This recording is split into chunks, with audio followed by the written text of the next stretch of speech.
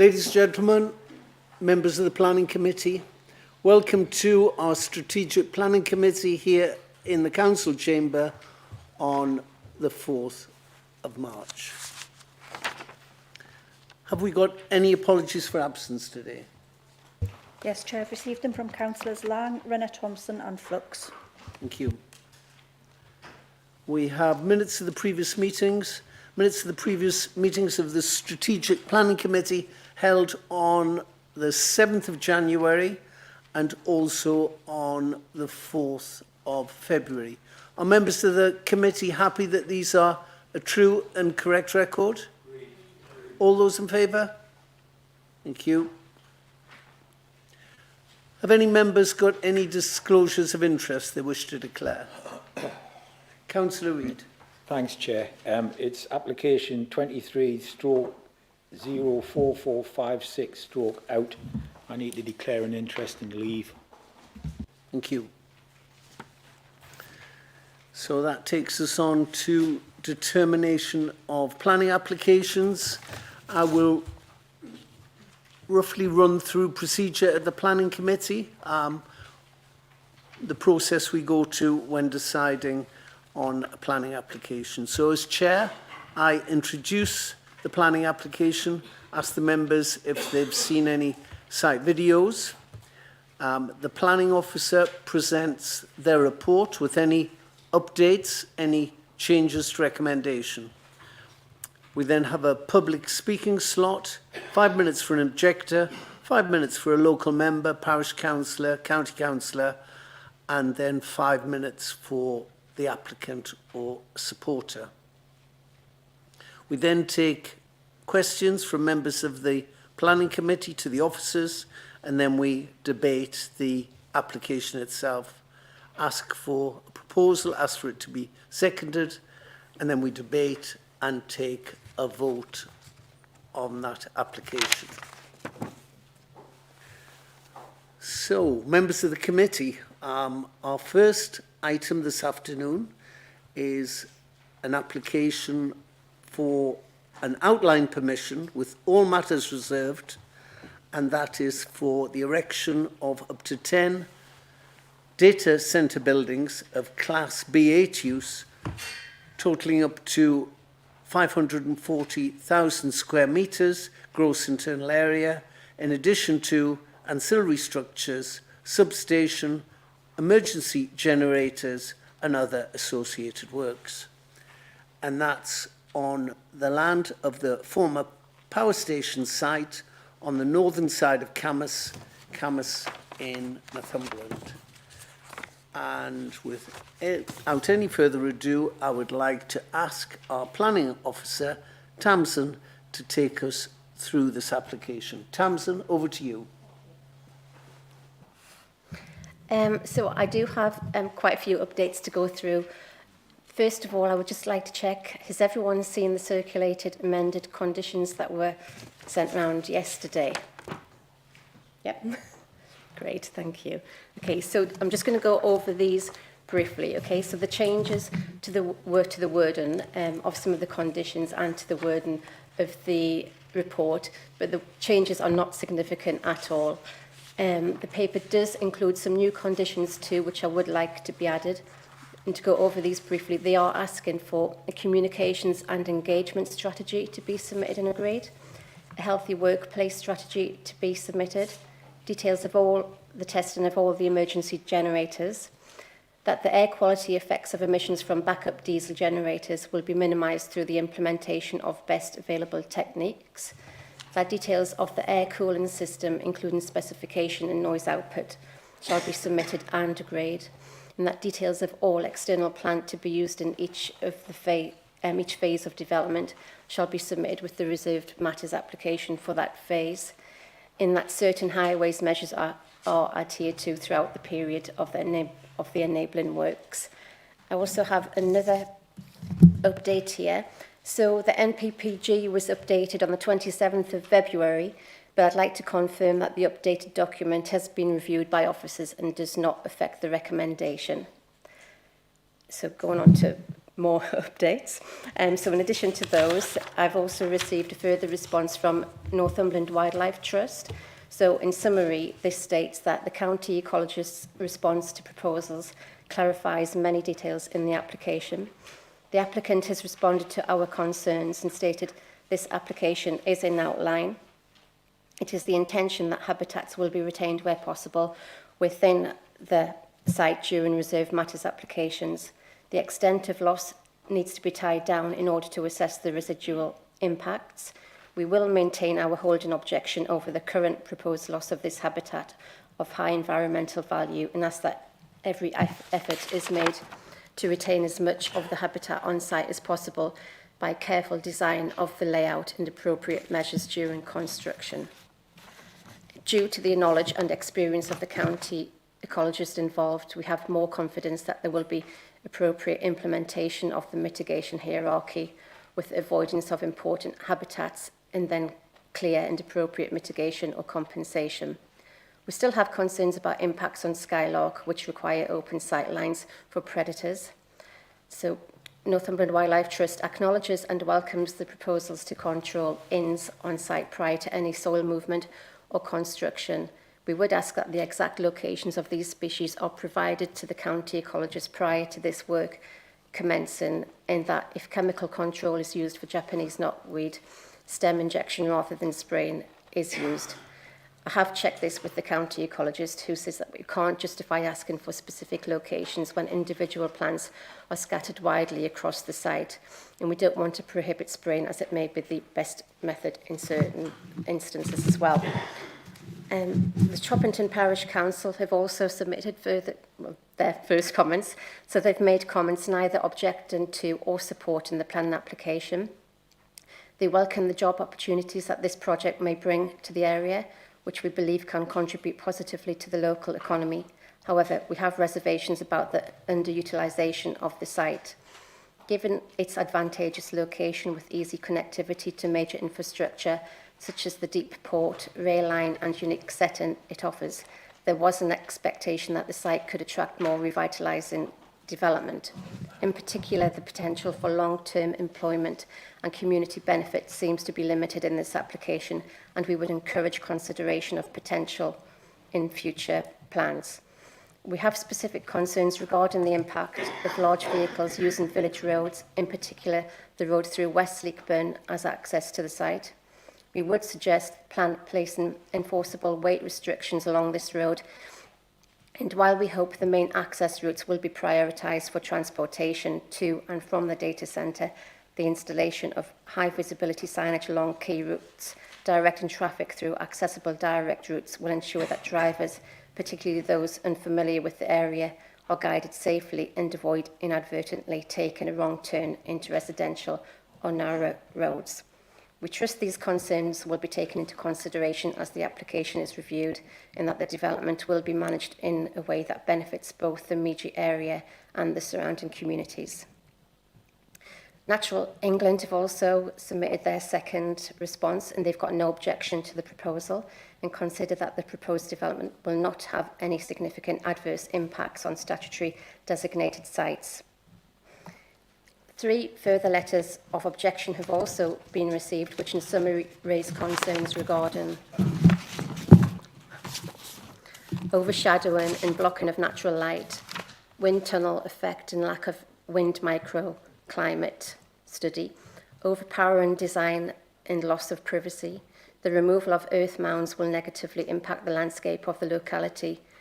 Noise pollution, height is out of context, and heat recovery should be required and used to supply district heating. I've also received an additional comment to one of the letters already received, which raises concern about the risk of allowing a developer to build very energy wasteful buildings, and they recommend the applicant requires the design and final build to have something like a BREEAM excellent rating. So my final update is that in the report at paragraph 8.76, I said I'd update committee on whether and how the mitigation that public health suggested could be achieved. The update is that we are proposing a new condition asking for a communication strategy to be submitted and approved in consultation with the public health team. Whilst we don't think that off-site improvements are necessary to make the development acceptable, the applicant does say, as part of the communication strategy, they will discuss options themselves with the community and mechanisms as to how any improvements can be funded and developed. We are also attaching a condition as requested by Public Health for a healthy workplace strategy to be submitted and approved.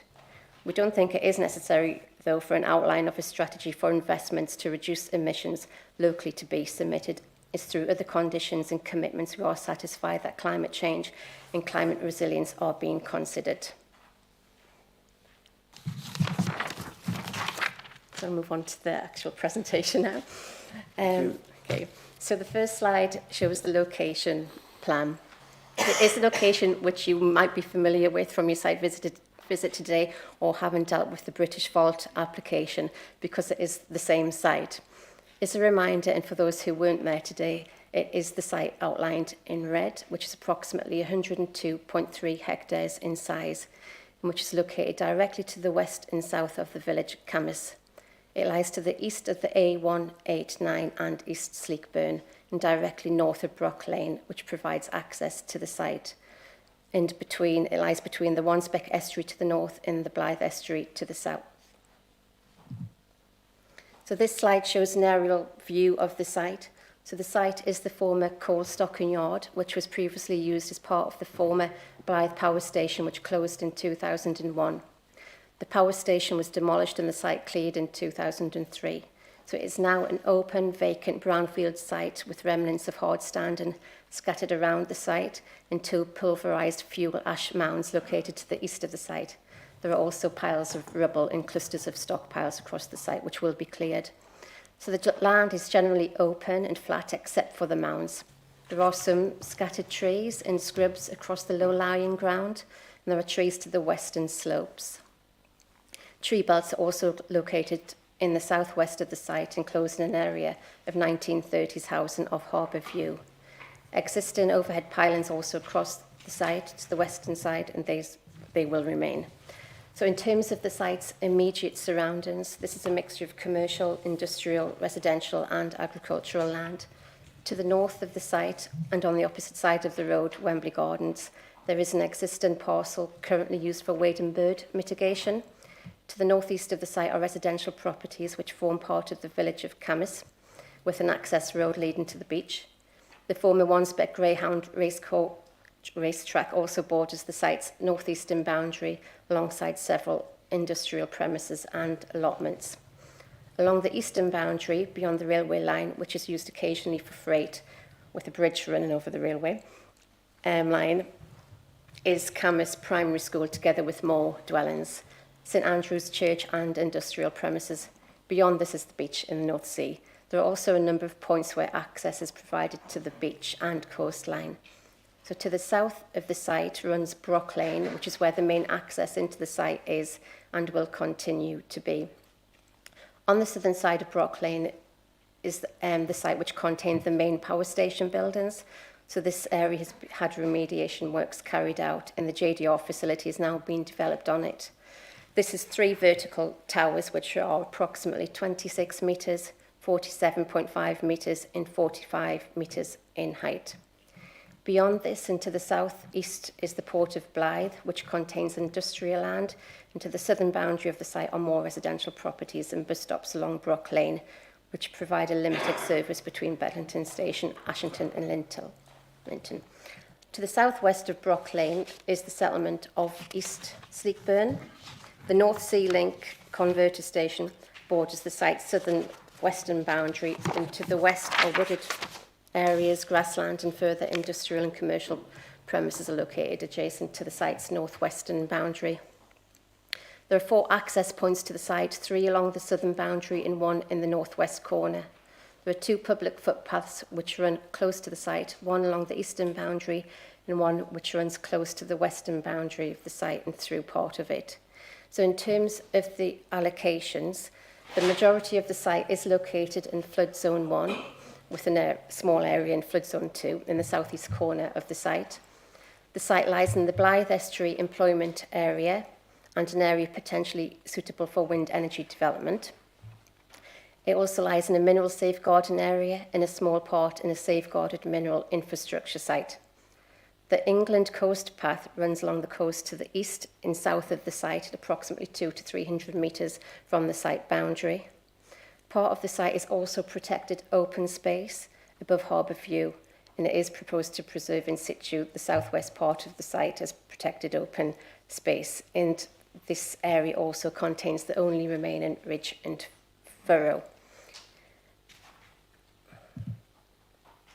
So as set out, this application is an outline application with all matters reserved, meaning all details including layout, access, appearance, landscape and layout, and scale would be dealt with under future reserved matters applications. This current application does, however, provide substantial detail on what we are likely to expect. So it includes a land use parameter plan and a height parameter plan, design code, which will guide the future design detail of the reserved matters applications. Other documents including the environmental statement, planning statement, transport assessment, travel plan, highways work plans, amongst many, also include a lot of detail about what the development will entail. So in terms of the details, we will expect to receive a number of subsequent reserved matters applications, which will show overall the development of a data centre campus that will comprise up to 10 data centres of a similar design and also a substation. So the land use parameter plan shows how the site could accommodate these buildings, with the actual footprint of the buildings being within the yellow boxes. The orange box shows where the substation would be located. This needs to be located outside of the SSER application boundary, which we will ensure at reserved matters stage when layout is finalised. The blue triangle at the bottom shows the area of protected open space, which won't be developed. And the darker green shows where the landscape buffer to the edges will be. And the light green within the site is where there would be hard and soft landscaping with infrastructure works. So the heights parameter plan shows the maximum height of the buildings. That's the plan on the right. So this has been amended, and so now rather than showing the buildings could reach a height of 40 metres, they will reach up to 30 metres on those elevations shown in light blue and up to 35 metres where it is dark blue. So they will be lower on elevations facing residential properties. The substation is shown to not be any higher than 8 metres, which is roughly the height of a 2-storey house. The areas in pink will be up to 15 metres. So as well as the actual buildings, other ancillary structures and works of which final details will be submitted as part of the reserved matters will include lighting, security systems and fence to manage entry to the site, guardhouse, containerised electrical switch rooms, generators and external plant. So in terms of the actual data centre buildings, they will be used to house computer systems and associated components such as telecommunications and storage systems to store and manage large amounts of digital data. So each building will provide approximately 72 megawatts of IT capacity, as well as contain an office and support departments. As the IT systems are crucial for business continuity, it includes redundant or backup components and infrastructure for power, i.e. emergency generators, data communications connections, environmental controls, i.e. air conditioning, fire suppression, and various security devices. The generators would only be used in emergency conditions during a power outage and for routine testing. So each building will be backed up by 58 generators, and they'll have sufficient fuel to run for 48 hours if required in extreme emergency, and that is to maintain 24/7, 365 critical environment.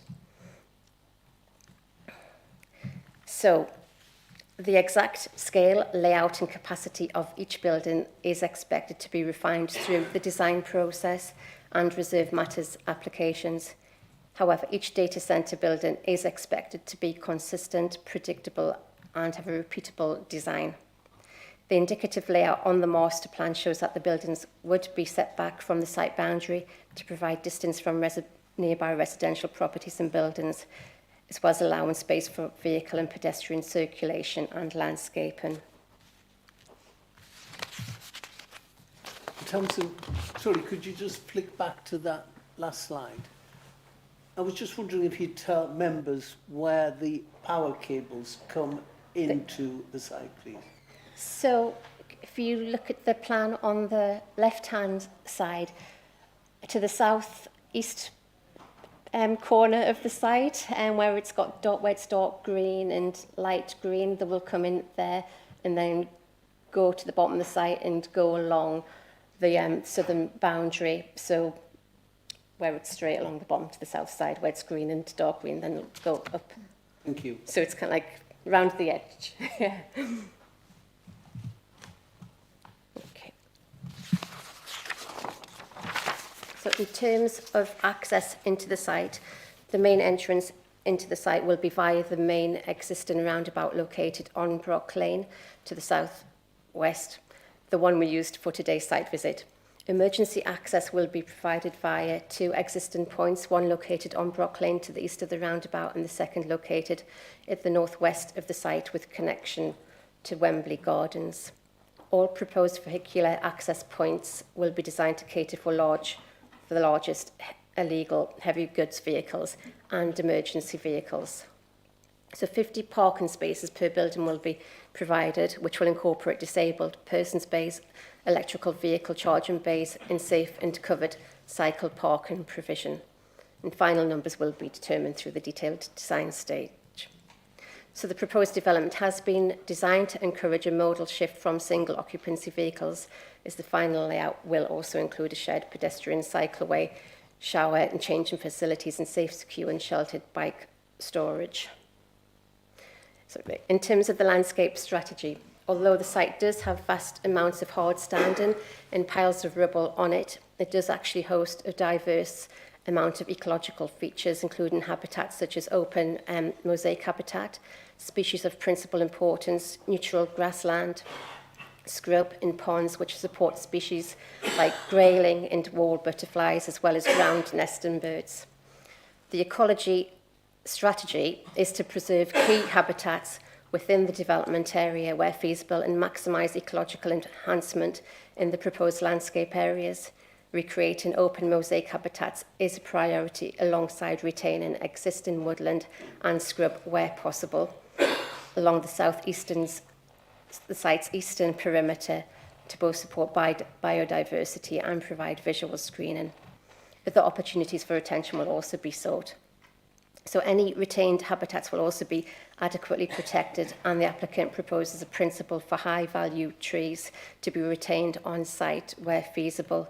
A condition is also attached to ensure that full arboricultural impact assessments for each phase will be submitted so the full impact of tree removal can be assessed and adequate mitigation provided.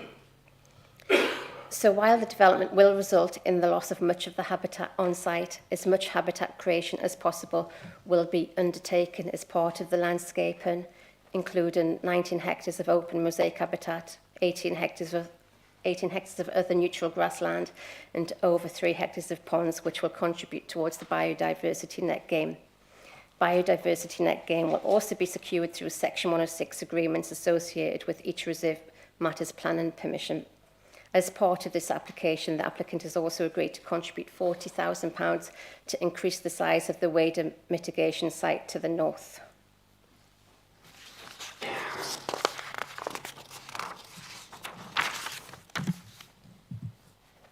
So the off-site highways works would comprise a shared 3-metre link to include pedestrian cycleway and road amendments, as well as a token crossing on Brock Lane to the west of the roundabout. A railway shuttle bus will also be provided for workers to the nearest train station to help encourage alternative modes of transport. This is just some cross sections. I'm just going to go now through some of the visual photo montages that have been submitted with the landscape visual impact assessment, which just help to show how the impact of the buildings on the landscape. It should be noted, though, that these buildings are at the maximum height and the colours and materials have not been agreed yet either. So on all the visuals I'm about to show you, I have put the existing view at the top, and below this, the view at year 1, and then the view at year 15 after the landscaping has grown. So this first one is taken from Wembley Gardens to the north of the site. Let's see that. So these visuals are taken from the coast path to the east of the site. Sorry, the houses that you can see on these are Foster M Terrace, and that includes Debden House as well. You can see those in the foreground.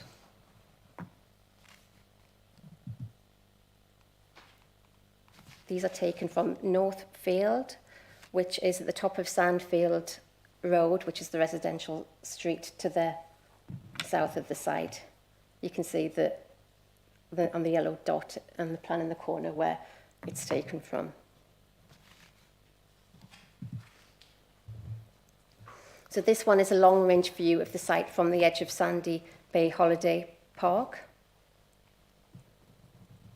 I've circled it in red just to help show you where it is. Just might not be able to see it. So this one is taken from the southeast edge of Newbiggin by the sea. You can just about see it there. This is taken from the east of the site. You can see the viewpoint on the yellow, where the yellow dot is there. So that's taken from Seaview Unity Terrace in Camas.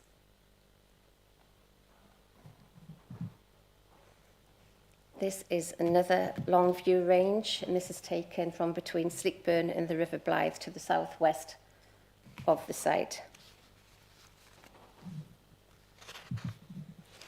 So finally, I've just taken some photographs around the site. So these first photographs show the main access that we went into used this morning and looking along Brook Lane. So this is the road from the roundabout to towards East Sleekburn, where the highways works will be carried out.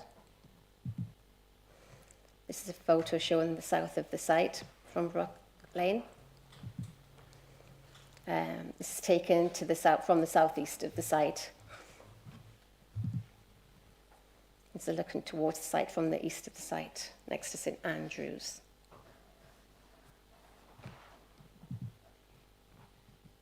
This is looking towards the site from the east. So we've got the school there.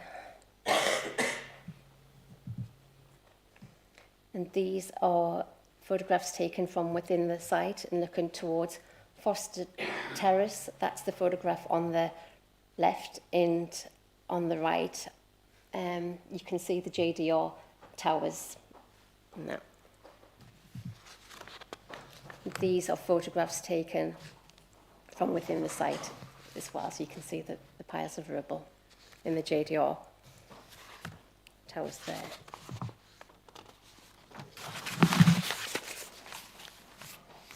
Some more photographs taken from within the site. You can see the JDR towers on the top left photo and the bottom. Okay, so overall our recommendation is to approve the application subject to conditions under Section 106, which seeks a contribution towards the waded bird mitigation and ensures the applicant commits to an education, employment and training plan to cover both the construction and operation phase, and a local supply strategy. So this is to help ensure that the applicant will employ locally wherever possible and work with contractors to establish a local workforce, and to ensure they will provide training, apprenticeships and internship schemes and work experience opportunities, and they will commit to a source and will commit to a minimum agreed amount of goods and services from local suppliers.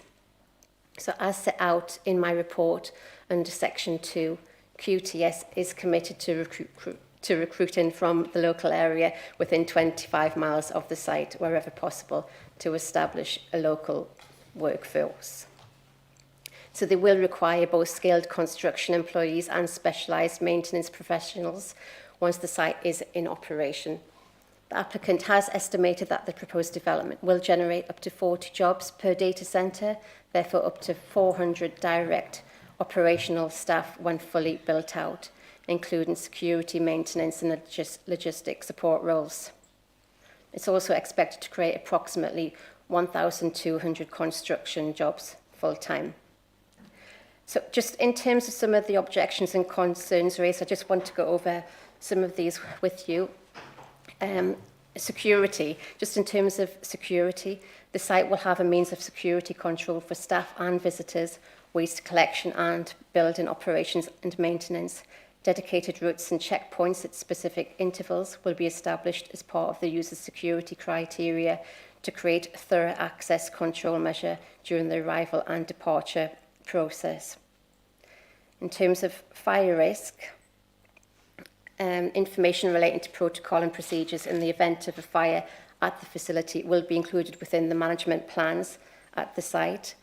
It should be noted too that Northumberland Fire and Rescue Service haven't objected to the proposed development. In terms of noise impact, the potential for air quality and noise impacts during the operational phase of the project and construction have been considered. The applicant has included specific chapters on air quality and noise vibration in the submitted environmental statement document, which considers both construction and operational impacts. Overall, public protection who have been consulted have got no objection subject to conditions, although I am still going to be attaching a further condition asking for some further information and clarification about the testing of the emergency generators, just to ensure further that it's not going to have any impact on the residents.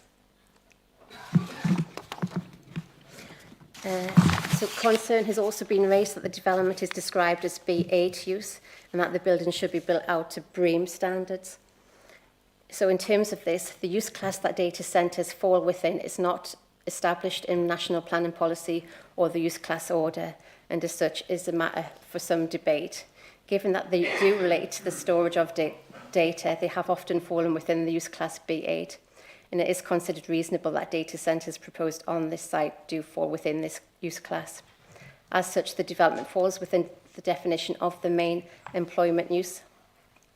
In terms of the construction of the building too, the design code is a control document which embeds the sustainable credentials of the project. Compliance with the design code is controlled by way of condition, and further details will be provided as part of the reserved matters applications for permanent buildings too. As set out in the report from paragraphs 8.47 onwards too, the applicant has also considered climate resilience measures and will do in the construction of the data centres. Within Chapter 11 of the environmental statement, the applicant has also set out its commitment to creating a development that will adapt to and be resilient to climate change, ensuring sustainable management and mitigation is in place. The proposed development has therefore considered relevant measures to adapt, manage and mitigate risks from climate change hazards and their possible effects, such as power outages, eroding foundations, reduced water availability, increased demand on cooling systems from heat waves, and damage to health in buildings. Another concern that has been raised is the high amount of energy that will be consumed. So in the committee report, there is a section which relates specifically to climate change, resources and sustainability from paragraphs 8.29 to 8.67 in the report. As set out currently, there are no greenhouse gas emissions associated with the site. So the greenhouse gas emissions arising from the construction of the proposed development would amount to approximately 67,977 tonnes of carbon dioxide on average per year. So this is going to be equivalent to 4% of Northumberland's baseline annual emissions per year. In the context of the county and the aim to be net zero by 2030, the environmental statement confirms that operational emissions are considered to be moderate, adverse / significant in the assessment, as the proposal will produce on average about 8% of the whole of Northumberland's emissions for 50 years. So in the committee report, this sets out why, why renewable energy such as solar panels cannot be used, but it also sets out that the applicant will look at opportunities to implement other renewable or low energy solutions, and that they will work with the NCC climate team to ensure resilience and carbon impacts are considered.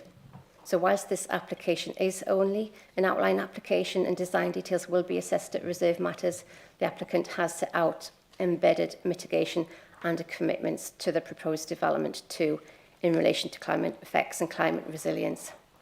So some of these commitments include, first one, making spatial allowances on the site to enable future connection to a district heating network in the area as a source of heat to local buildings. So we are conditioning this as well. Secondly, QTS's standard data centre design also utilises an air-cooled chiller system, which are proposed to be installed on each building and mounted on the roof. As the chiller system does not rely upon water for cooling purposes, the water requirement for each data centre is significantly reduced when compared with other data centres which utilise water-cooled systems. So water is only used to transfer the cooling to the data hall in a closed loop. So this means once it's in the system, it's not going to go back out again, and there's not going to be continuous use of water. Thirdly, environmentally sensitive and sustainable design practices, material selection, procurement and construction methods will be employed. Fourthly, sustainable transport options will be encouraged with dedicated cycle and pedestrian routes, cycle parking and locker room facilities to be provided within the proposed development. And off-site highways works are also proposed, and a shuttle bus is also proposed.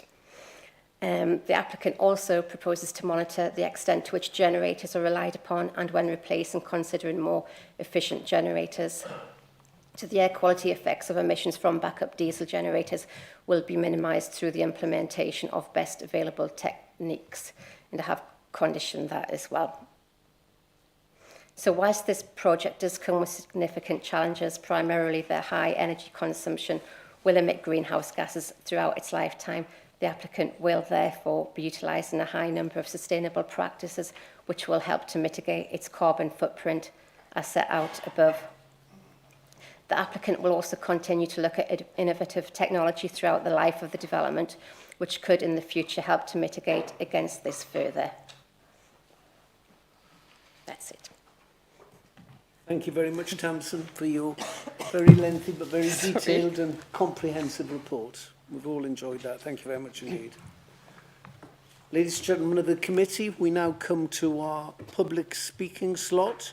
We have two speakers on this application. We've got Paula Light, who is objecting to the application, and then our supporters for this application are Tag Greason and Stephanie Taylor.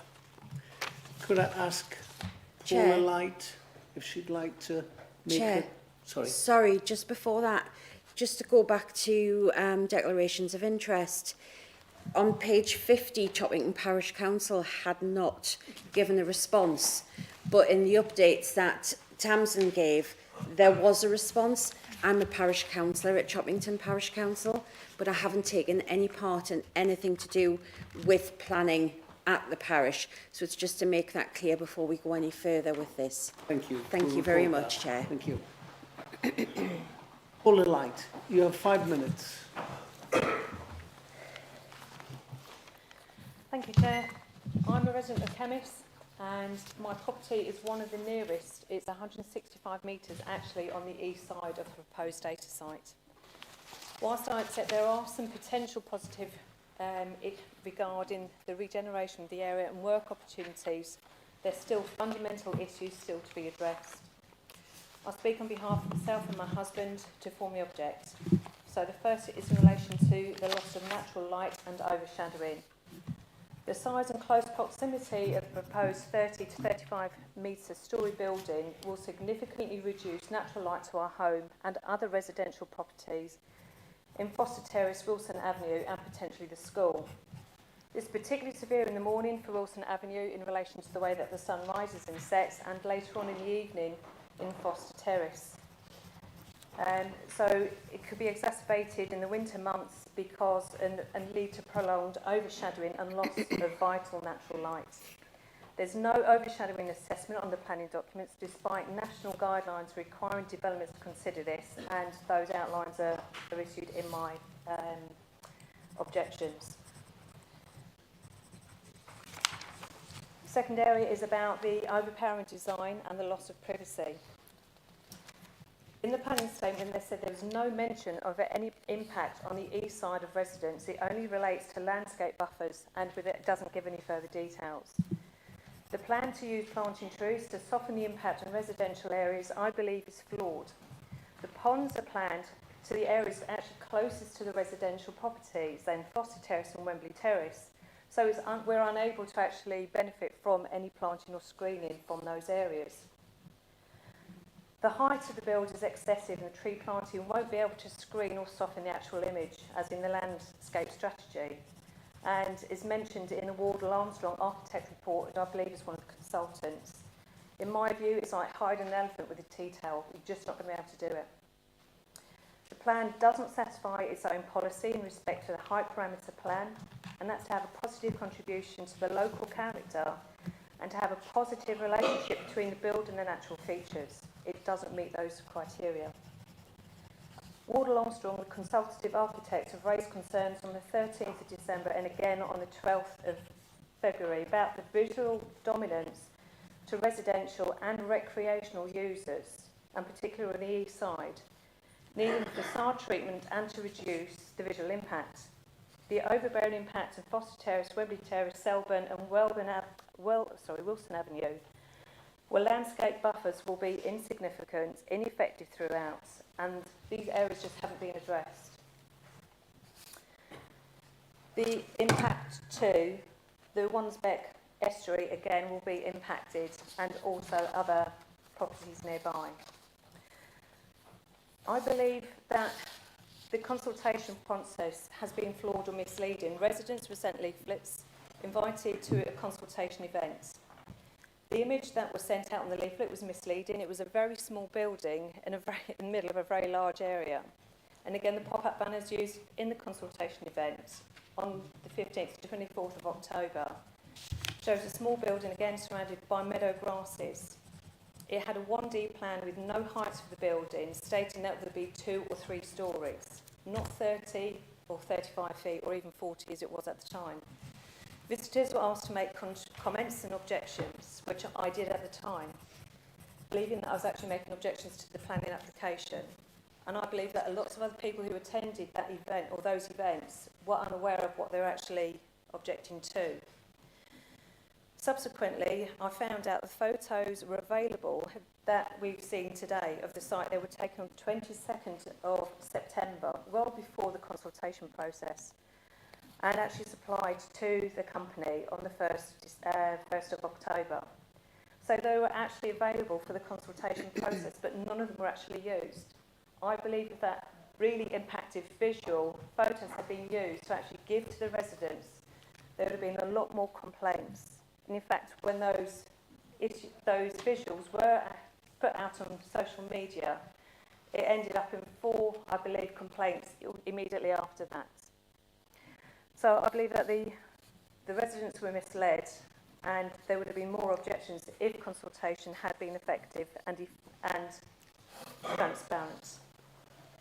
No consultation has been given to any of the other options which were available, which doesn't involve actually taking down the ash site. Thank you very very much for your time. Thank you. Thank you, Paula.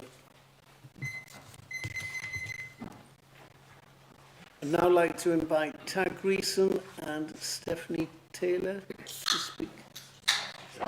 Just Tag. You have 5 minutes, sir. Mr. Chair, members of the committee, thank you very much for your time today. Very excited to be here to talk about this project. I appreciate you guys giving the consideration of this application that's before you, so thank you for that. The application before you is for the building of data center campus, as you heard earlier in the presentation, up to 540,000 square meters along with other associated works and structures.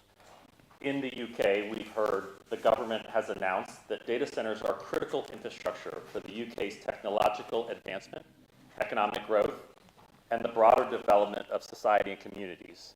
There is an urgent need for these hugely important facilities, and we at QTS are excited to be considered in this application. Camus is exceptionally well-suited for large-scale data center campus, given the extensive land area, connectivity to high-capacity electrical infrastructure, and access to local employment, which is very important. The redevelopment of the site strongly aligns with Northumberland's economic strategy. Before you today is an opportunity to give planning permission for one of the UK's largest state-of-the-art facilities. The Camus Data Center campus will represent a significant investment of up to £10 billion over the life of the project, one of the largest in the United Kingdom. QTS has a 20-year track record of designing, building, and operating world-class data centers, and I've been with the company for 14 years. As the Chief Growth Officer, I've been intimately involved in almost all of our campus applications like this one. QTS has more than 75 data centers in operation or under development across the United States and Europe. This is not our first project, and we know how to partner with communities like yours. We are committed to recruiting from the local area, creating training opportunities, working with local contractors and suppliers, fostering economic growth, and operating as a trusted and good steward of your resources and environment. We want this partnership to be deep and enduring for many, many years. We appreciate the time of senior leadership within the NCC who have worked with us to shape the proposal and the development of the application to ensure the project will deliver successful outcomes for the area immediately around the site as well as the region. This plan includes delivering hundreds of long-term jobs to operate the centers, as we heard in the planning review earlier, plus 1,200 long-term construction jobs. And something that is not always talked about is the data center ecosystem, which will be tangential jobs, as many as 2,700 jobs that are indirect but associated with the campus itself. QTS undertook extensive consultation prior to the application being submitted. Since submission, QTS has responded to feedback from the community, and we will continue to do so. QTS is also engaged extensively with statutory consultees. In doing so, we have reduced the maximum height of the data centers in response to direct feedback from the landscaping officer and the community. We have also prepared a series of control documents that will guide the project delivery over the next 10 years. These control documents have been developed through engagement with the relevant statutory bodies. They include a design code, a health action plan, and most importantly to me, a skills, training, and employment plan, which outlines the ambition to create a skills legacy in Northumberland. The detail will be developed through engagement with the council and other strategic partners. We noted a request to be open in our communication, and we've developed a communication strategy that we will continue to engage with the committee and the council. Open communication is critical to the success of this project and all other projects. As a caring citizen, QTS has actively worked in the community of Blythe and Camus over the last 5 months to see where we can contribute to community life and be a true partner. This includes working with the Toot, Isabella Heap Volunteering Group, Briardale House, Lighthouse Community Hub, and St. Andrew's Church. On April 23, we will come up for a volunteer day. We are excited about this project. We look forward to being a committed partner, and we appreciate your consideration in this application. Thank you. Thank you very much, sir. Thank you.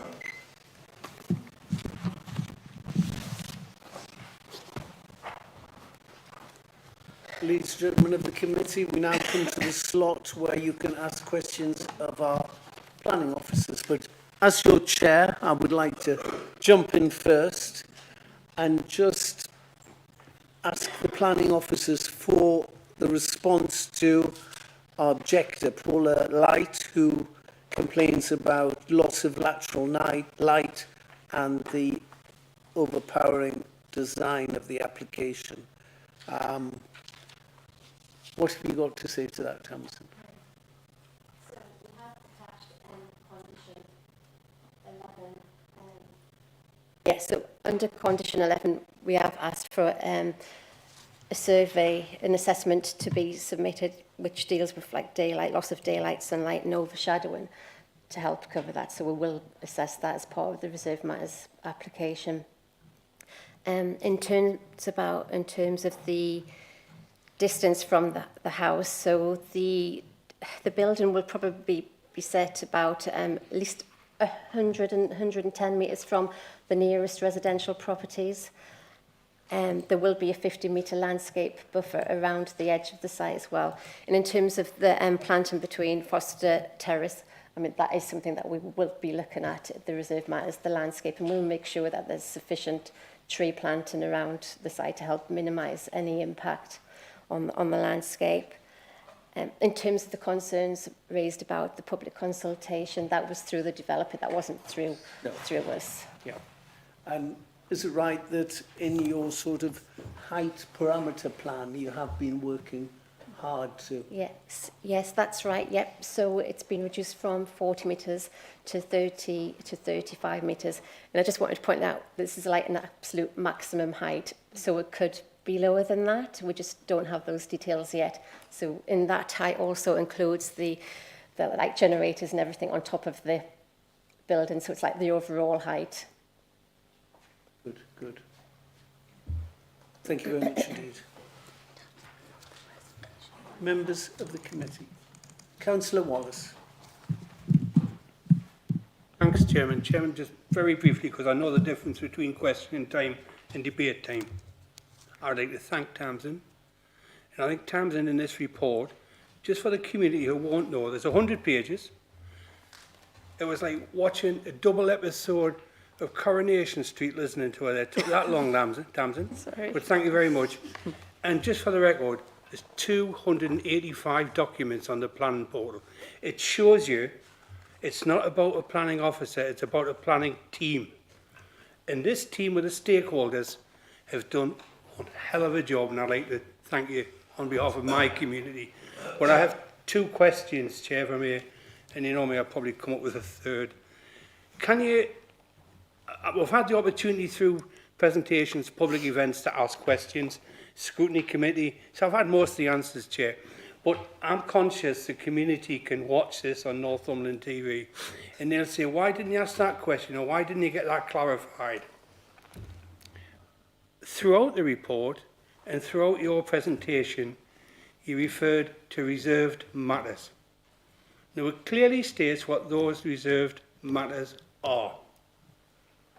So what I want to know is there a likelihood any will come back to a future planning committee where the likes of Mr. and Mrs. Light can put their objections in again, maybe it's on something else, or is this sorted out between the applicant and the planning team and it's finished as far as this committee and the public are concerned?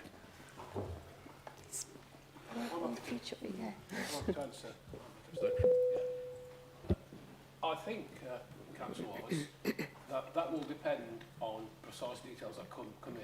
It could well be that the design of the buildings come in, and after us working with the applicant, that they are uncontroversial and there are no concerns.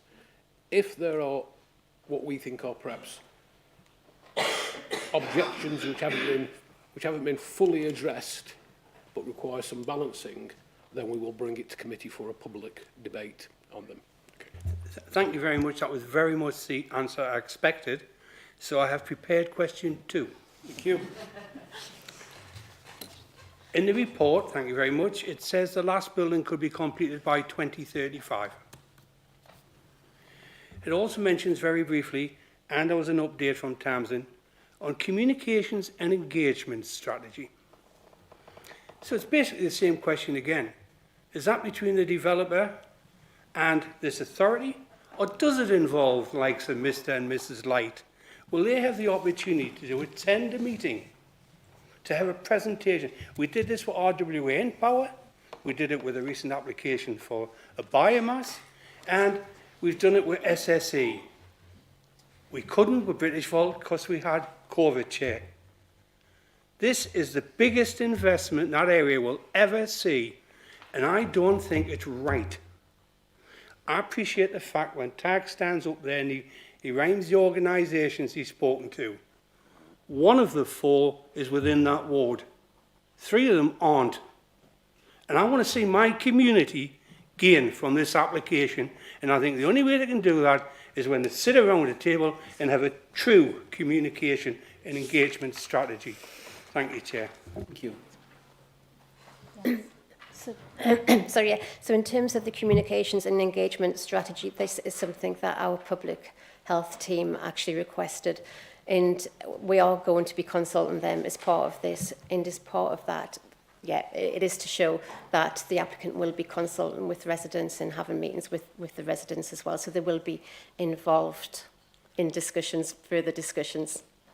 Thanks, Chair. That's a really welcoming answer. But very briefly, because I know members will have lots of questions.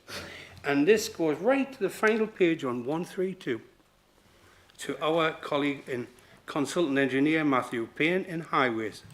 He thought he was going to get away with it, Chairman. It says here, there may be mud and debris on that road. Mr. and Mrs. Light, 5 minutes was taken up. Otherwise, we're going to go on to something I know well. The PFA ash mound. When you went on your site visit today, you might have seen the wheel wash that goes up and down that road all day. And it has for quite a while. If you want to see my phone calls, my recorded calls, because it rains in Camas. The sun always shines on the beach, but Chairman, it will rain on that site. And there will be mud, and there will be debris. And I'm me standing on the corner of Harbour View waving here. Here's information, there'll be no mud and debris on the road. Will not work. Where is the wheel wash? Where is the protection for that community? Because I just want to point something out here very briefly, because I know it's a question or a debate. That road that accessing the site with wasn't there 40 years ago. Every wagon used to come virtually past my front door through the village. And it was only by campaigning from the community that road was built. Well done. All those wagons coming again is wrong if they're going to bring the dirt with it. And it's inevitable.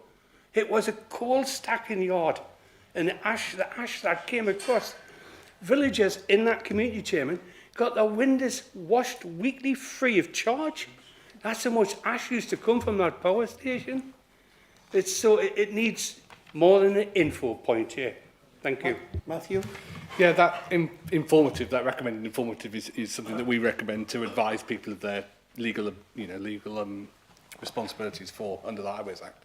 However, under Planning Act, what we have got is the condition 14 in the report, which sets out for each phase that comes forward a separate construction method statement, as we've discussed many times before in this committee. Includes things like vehicle cleaning facilities. Furthermore, the environmental impact assessment has fixed construction traffic to the roundabout at Brock Lane and then effectively onto the 189. So we are, if you like, bypassing as many receptors as we can with the construction traffic using Brock Lane from the A189. So those are the measures that we've got in place in terms of on the planning side. Thank you very much, Councillor Wallace. Question from Councillor Georgina Hill. Thank you, Chair, and echo what's just been said. This is really clear report presentation on something that is inherently very complex, and obviously there's a huge amount of work gone into this. I just wanted to ask a couple of questions around section 106. Firstly, there was some commentary and concern about loss of biodiversity, etc. I personally don't get too exercised by the loss of moths, but I'm sure somebody does. But I just a little bit more explanation. So, in your reasoning, the £40,000 towards to mitigate the loss of the breeding habitat, you feel that that satisfies those concerns, and I, flippantly about the moths is about birds and so on and other important species. And then just the other part, this education, employment and training plan, obviously it's been seen by officers. We haven't got a copy of this plan. Is it a loose worded plan, or is there some money mentioned, or if you could give some details of that, and I presume that would be a delegated to sign that off, what the details are, but if we could have a bit more information on that, that'd be very helpful. Thank you. I think David's going to cover the first part. Yeah, ecologist. Yes. Is it okay if I just introduce David, Chair? Yes, of course, David. Can I just emphasise that the amount of contribution for ecology is to do with the grant of the outline, and to reinforce the message that as the detailed parts of the scheme come forward, there will be particular biodiversity net gain calculations done on each phase, which will be offset. I'll introduce David Feige, our county ecologist, just to talk us very through, but briefly, how we will manage the ecological impact through the entire project. David. Great, thank you. So really, there's three ways that biodiversity is being addressed. The first is through the scheme design itself, and I'm really quite impressed at how much the developer is able to retain on site through site planning, so that there's quite large areas of habitat being created between the buildings, and that's particularly significant on sites like this, which are secure and therefore are not subject to a lot of disturbance. So there's as much as possible being done on site. There's then, for each phase, because biodiversity net gain will apply to this, there'll be a calculation of what is the shortfall that can't be met on site, and they'll be purchasing biodiversity units from Potland Burn Habitat Bank to make up for those. So that deals with the habitats and many of the species, but there's a particular issue around ground nesting and wintering birds. So there's a range of waders like curlew and redshank that use the site, particularly during the winter. And they need large open areas. Just north of the site, we've got the wader mitigation site that we've developed over the years to help to mitigate for various developments around the Blythe Estuary. And we've got an additional 7 hectares of land beside that we haven't actually brought into use yet. So there's a £40,000 contribution on this outline so that we can go ahead and develop scrapes and start to manage that habitat specifically for those wading birds and the ground nesting birds. So it's on site, it's purchase of biodiversity units, and it's the expansion of the wader mitigation site. Liz, did you want to say something? Chair, do you want me to come back to the question on the second part of the 106, Councillor Hill, which is Yes, the, please, the education and training and the 106. So it's really well set out in your report anyway on page 102 on, and what the applicant QTS has been very willing to engage with us and to work with the Council's Educational Development and Collaborative Projects Officer to ensure that we can create opportunities for work experience and training, both during the construction and the operational phases. So, for instance, it's highlighting work experience opportunities, trade and professional apprenticeships during construction and operational phases, along with work trial opportunities to interview those who are economically inactive but seeking work, work placements for young people, and also opportunities for Northumberland residents. it's a strategy, Councillor Hill. It's a framework, and it's a working together between the County Council and the applicant to ensure that we can try and create employment opportunities for residents of Northumberland. And the final string of that 106 agreement is a local supplier strategy also. So it's reasonable endeavours by the applicant to be able to use local suppliers during the construction phase. And just, sorry, Chair, if I could, it's just, I suppose it's a plan, it's a strategy, it's a wish, it's a desire. It doesn't, will the final document be, if you say, you have to give £40,000 and that's a clear sort of financial, it's just, how watertight will it be, well, tangible? I mean, obviously, there's a lot of trust and you expect that, but just use your Section 106, you want almost like it is a legal contract, isn't it? But just how precise it will be in final form. So, yeah, Chair, it's a good follow-up question, Councillor Hill. It is a hook, it's a strategy, and it's setting together that framework. And I think what this draws a light on is that planning doesn't deliver everything, but this is a way that the applicant and the County Council can work together to deliver really tangible benefits to employ young people and any resident of Northumberland as they start to deliver their data centres and open them. But there may be other initiatives come from that, and you generally need something small to hook it and get it established, and then there can be really growth opportunities that can be taken outside of planning. It's just, sorry, Chair, just one final, it's just, I think what a lot of residents will think when they read the headlines and so on, will think, what a fantastic, huge amount of money, huge investment. AI is something that we're not talking about not doing nearly enough of. You can't understate the importance. So I get all that, but I suppose some residents might think there's still a lot of money the company's making, so might think, are the figures and the benefits to the community? Because I think, I'm saying what my position is, I think in many ways it's great, but I probably wouldn't want to live beside it. So, it's just the sort of figures. Could we be more ambitious with what we're asking for in the Section 106? Well, I was just going to, if you want to come in, Rob, but what I was just going to finish off on that point is, this is actually a give from the applicant. It's not a policy requirement. It's something that we've been able to work up with them as their goodwill of wanting to become a good neighbour and offer those local employment opportunities. And so to get what we've got, we don't always get it on every development. So that's a great start. Rob, you may want to add to that. Yes, I would just add, what this seeks to do is that we always encourage developers to have local supply agreements and training and apprenticeship programs.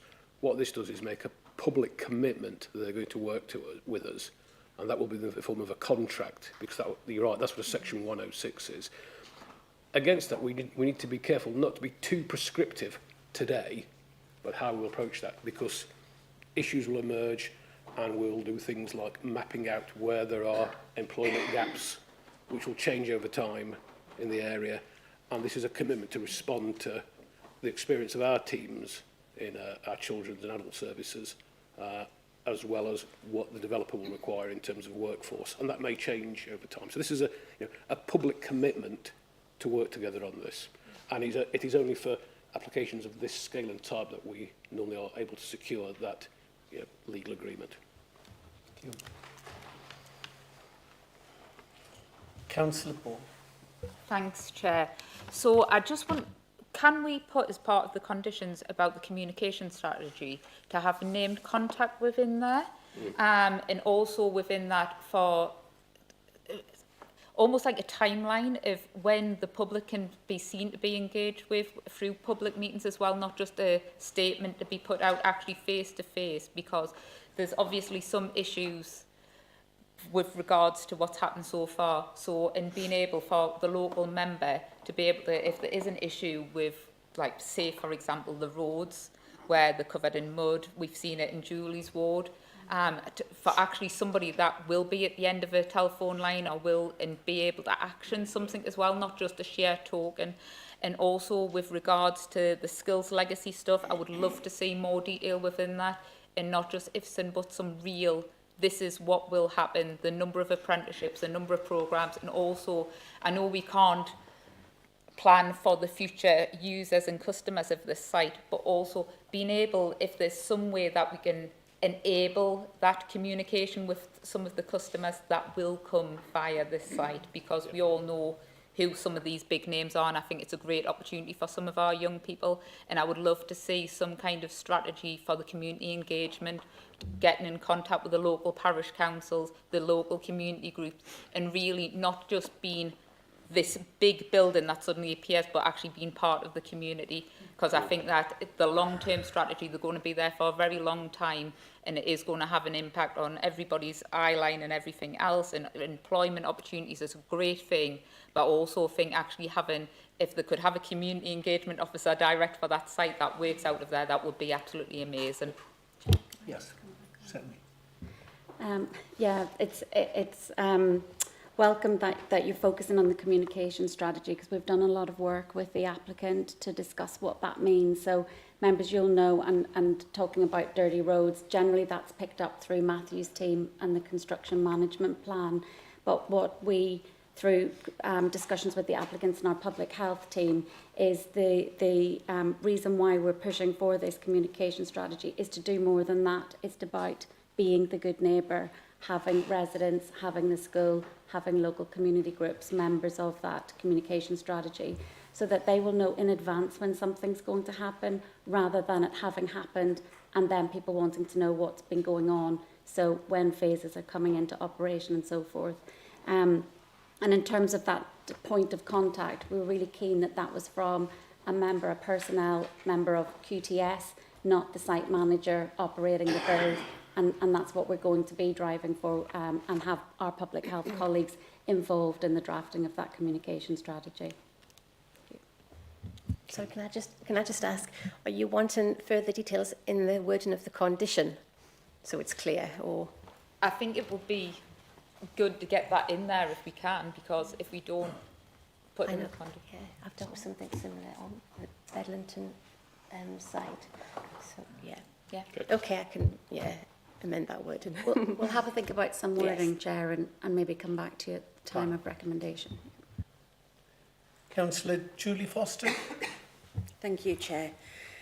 I think in future meetings I'm going to sound like a stuck record with regards to the construction method statement plan that comes in.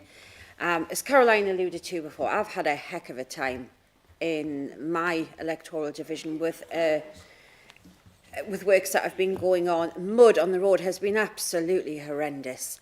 And I know I said it at the Ringway application when I stood up there and I spoke as the councillor, that we need to have a robust construction method statement that our enforcement team can rely on to enforce any breaches, because the issues we've had have not been seen as breaches purely because enforcement say the information in the construction method statement just was not good enough for them to be able to enforce.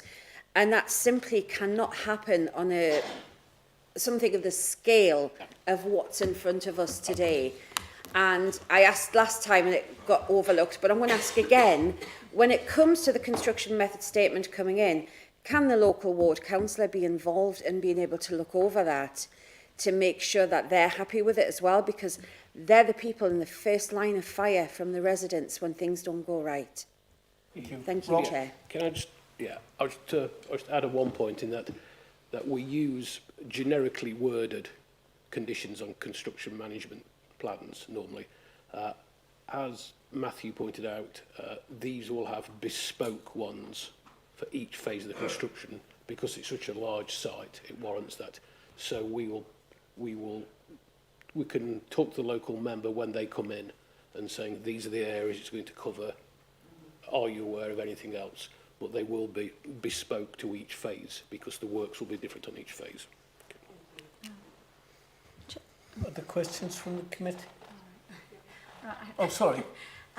I just thought it was worth mentioning, because Councillor Foster, I know you spoke the last at our previous committee about a particular site, and just really to reassure yourself and members, we have been listening to that and learning from it, and I hope that we will be taking a different approach on breaches of construction management plans, mud on road and so forth. And it's particularly why we've been all over this on this application, given the scale and the long-term construction phases of 10 years plus of this site as well. Okay. Chair, if I can just come back. Thank you for listening. Thank you for taking it on board. And I'm sure residents will appreciate it when they see those effects coming through. Thank you. Thank you. More questions? Councillor Robinson. Thank you, Chair. Just on the last point, if there's anything forthcoming, can you have a look at Lone Ridge Farm development as well? Because that's just madness. First of all, I've got a question for Tamsin, but Robbie, I'm a bit disappointed that there might not be a detailed plan application come in. This is outline planning. All matters are reserved.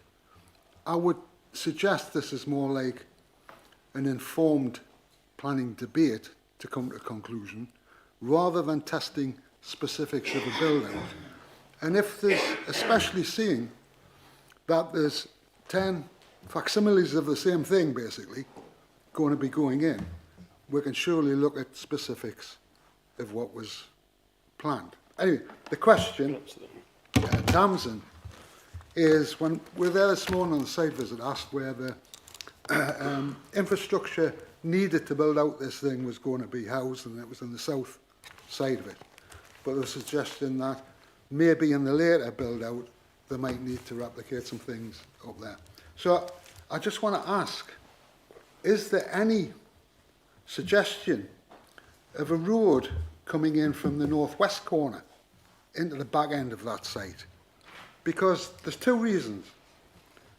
If there isn't, we are condemning Brocklane to 10 years of this construction traffic, where it could be 5 or 6 and then 4 for a different site. But also, and it's not my thing to say, but surely 40, 50-ton wagons trundling past what I presume are quite sensitive equipment in something that's already been built out isn't the best thing to be doing. And I think there might be an access point on the very top northwest corner, which would resolve both of those issues. I mean, I know this is outlined, I know it's, this is why I've asked for detail to come back, but, Yes. Chair, can I answer the first point that you made first, then I'll hand over to Matthew. Yes, this is an outline. However, even though it's, I think, implicit in the report, I think it's worth minuting that we have asked for a huge amount of information in terms of what's called the environmental statement. So this application is covered by a process called environmental impact assessment. And we are satisfied that we've received enough information and enough feedback from statutory consultees to make a sound decision on at this stage. Okay. However, I think it's also been very clear and pragmatic that technology like this is evolving rapidly, and actually future phases of the scheme, the detail we can't guess at now, the precise details of design, so it's right and proper that we have an outline and then reserve matters. However, just to go to my first point, is that on the basis of what we know so far, we've looked at what we call an envelope approach, where we've looked at worst case impacts, and we've evaluated all of those from landscape, noise, etc., and they'll be conditioned. And that sets then almost a template and a guide for how the detailed elements will come forward. Okay? If I can just pass over to Matthew to talk about the potential opportunity and how realistic that would be at the top of the site. Yeah, so as we know, with the all matters reserved, the access points aren't fixed. However, the amount of information contained with the transport assessment and the environmental impact assessment has effectively fixed the access points to those that Tamsin showed in her presentation, i.e. all vehicular, pedestrian, cyclic traffic comes off Brocklane from the roundabout, and then on the southwest corner and southeast corner and northeast corner, they're pedestrian and cyclist accesses only, and then they're emergency access points for vehicles only. Two reasons for that. Firstly, traffic going to those two access points hasn't been assessed. Therefore, we don't know the impacts, hence why we fix it at the roundabout. And secondly, because of the passing sensitive receptors, mentioned earlier about traffic going through West Sleepburn, but obviously by having the access to the south, you encourage more to use the 189 to get there. And the same for construction traffic. All the construction traffic assumptions are coming off the 189, going to the roundabout, going into the site. Don't go past, just bring in the names of the road, Northfield and Westfield Road and Sandyford Road. So they're all straight off the network at the earliest opportunity. When reserve matters come forward with the accesses, the details for those will come in. And if the applicant, as part of the reserve matters, wants to use the northwest access point, for example, for more than emergency, then they'll have to evidentially support that position through the reserve matters and potentially also seek to vary the conditions that we've recommended on the approval. Any more questions, ladies and gentlemen? Martin. Thank you, Chair. Some of these might be for later on, but please tell me if you think they are. So we've heard that there will be backup generators on the site, 580 generators, and they'll only be used for emergencies, and they'll obviously have to test them now and again. I see there's a condition in there. I can't work out which one it is because I haven't got the revised thing in front of me. But there is a thing where, now I'm not saying this is going to happen, but to give some comfort to residents that it couldn't happen, is that obviously we've got, I think, 1.1 megawatts of capacity needed to run this site. That generators can be used at times of high electricity prices. So I'm just wondering whether, for the comfort of residents, we could put something into the condition that stated that they could only be used when there was emergency on site, as opposed to generally when the power is expensive, and because some companies do that. So that was the first thing. Second thing, public access and public right-of-way network. I think there's a public right-of-way that runs through it. It would be really good to see something to improve that public right-of-way. We've got a new public right-of-way improvement plan coming to Cabinet, I think, shortly. And one of the things is that we don't have enough resource for public rights-of-way. So if anything could be done to improve that for local public right-of-way, that would be good. And lastly, the main issue, I think, as far as I can see with the site, is going to be the visual aspect of the buildings. What I'm wondering is, and there'll be tree planting around the outside. Trees obviously will be planted small and they'll grow bigger over a 50-year period. Probably take 50 years for them to get halfway up some of these buildings and some of the trees. Is there any scope to put bunds around the site to plant the trees on to give kind of a head start to those trees? Okay. I might take the bund question last and we'll work back, because we're just trying to catch up with some of those points that you've raised, Councillor Swinbank. So that's not what's proposed, and the applicant hasn't chosen to retain the bunds. The size of the buildings, the scale and locations, and because of the site wanting to accommodate the cabling for SSER as well, that there may not actually be enough land for a bund, a safe bund. But in any event, what you've got is what's in front of you today, and that's what we would be asking you to make a decision on. Okay, so it's sort of been discussed but ruled out because of space constraints, basically, is what you're saying.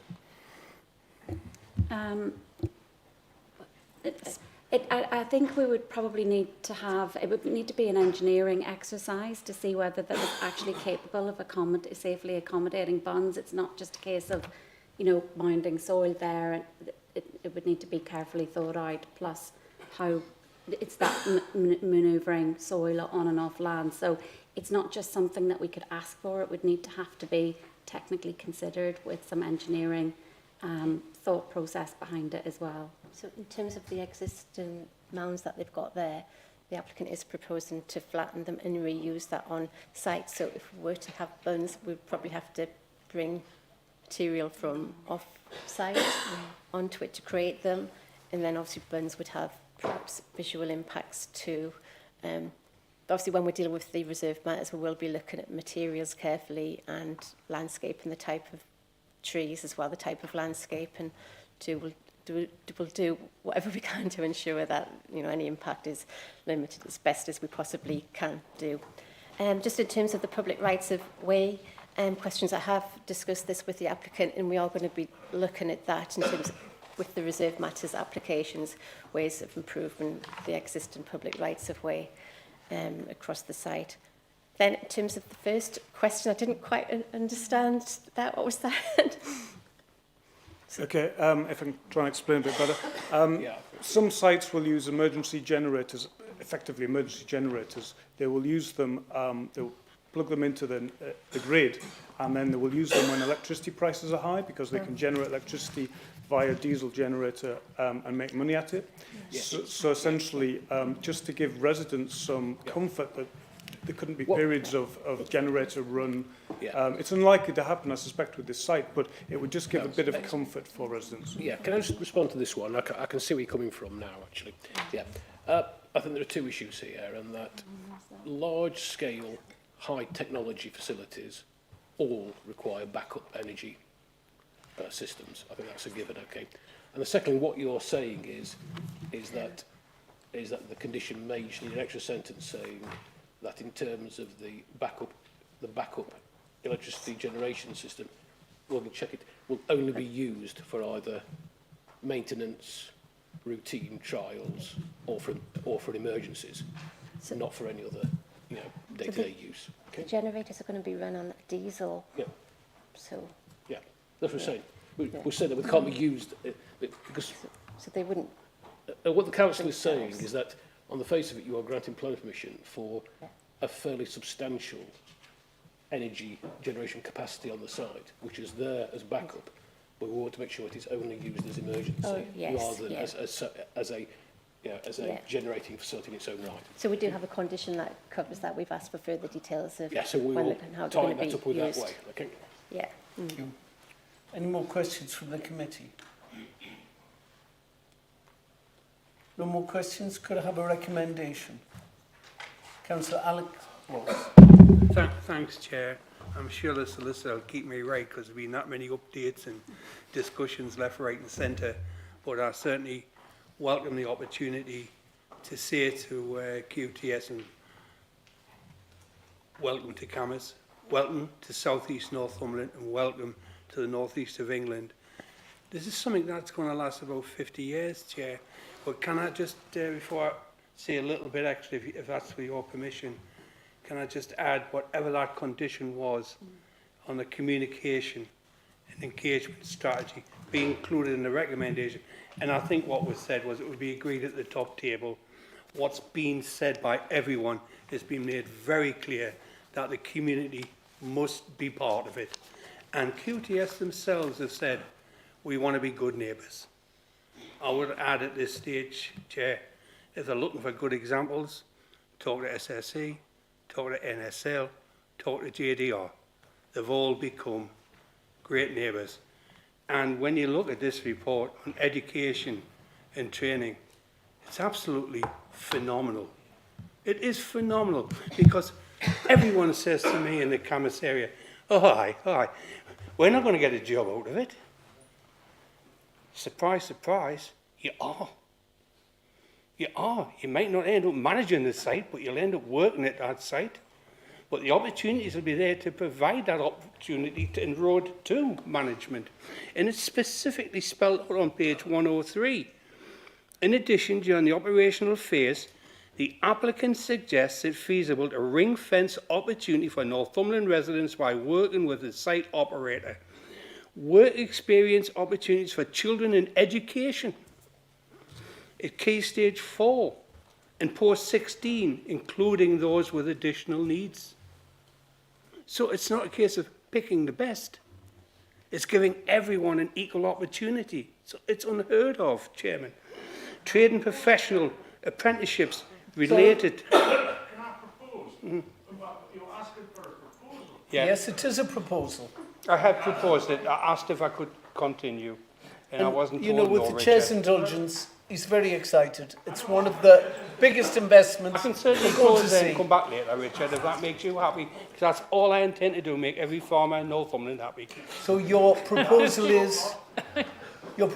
is, Councillor Wallace, to approve the scheme, yes, taking on board the communication absolutely, Chairman. education Thank strategy. you very much. Thank you. Thank you, Councillor.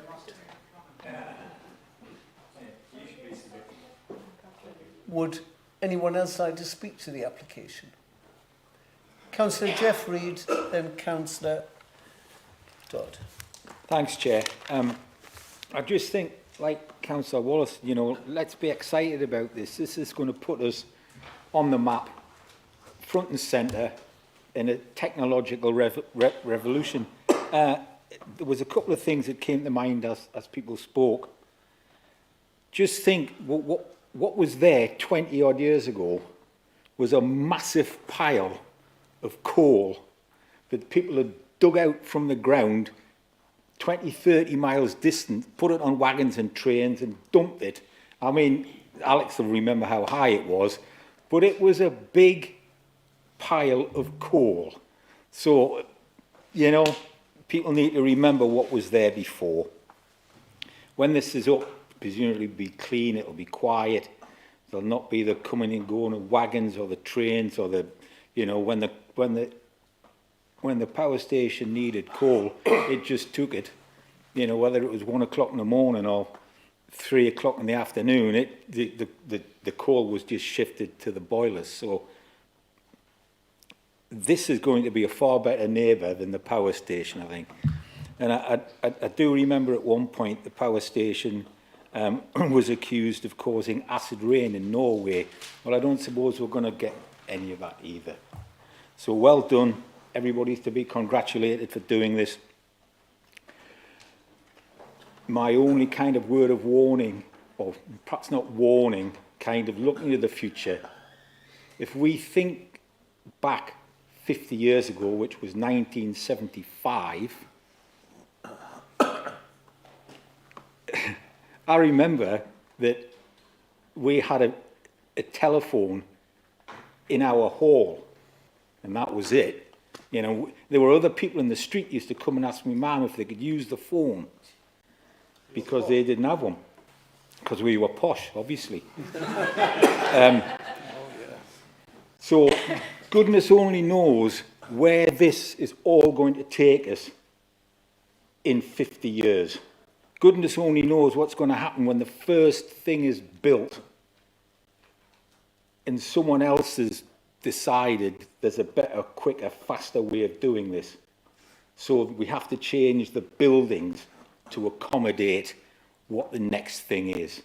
So, you know, this is a huge leap of faith on everybody's behalf, and I only wish it luck. And it can't help but succeed, and it'll put Northumberland at the cutting edge of technology. And I thank everybody for their efforts. Thank you, Councillor Reid. Councillor Dodd. Yeah, I welcome this, but I think we need to give some thanks and praise to the people that have brought this in and done the long night or whatever negotiation to get here. The people in the administration that, yeah, I mean, I wasn't not in favour, that's the wrong word. I was dubious of the previous application because it was too good to be true. You know, the thousands of jobs that was promised and it never came to anything. But this one has a different feel. This feels like it's going to take place and we're going to get something. I just hope some of the national politicians remember how it all came about when they all tried to take the credit. Thank you. Thank you. Any more contributions? Martin? Thank you, Chair. Yes, definitely welcome this. I mean, the big question from a sustainability point of view, obviously, is the increased emissions in the county and how that fits in with our net zero going forward. The good thing is, though, this is site is going to run on electricity, and our present government say they're going to be at 100% or near enough renewable electricity by 2030. So that is good, which means that it won't, hopefully, contribute to net emissions even as much as it says in the figures. But the thing that I wanted to highlight, and this is kind of for the next stage, is that it seems it's difficult to put solar panels on. We're talking about 54 hectares of buildings, if I've read it correctly.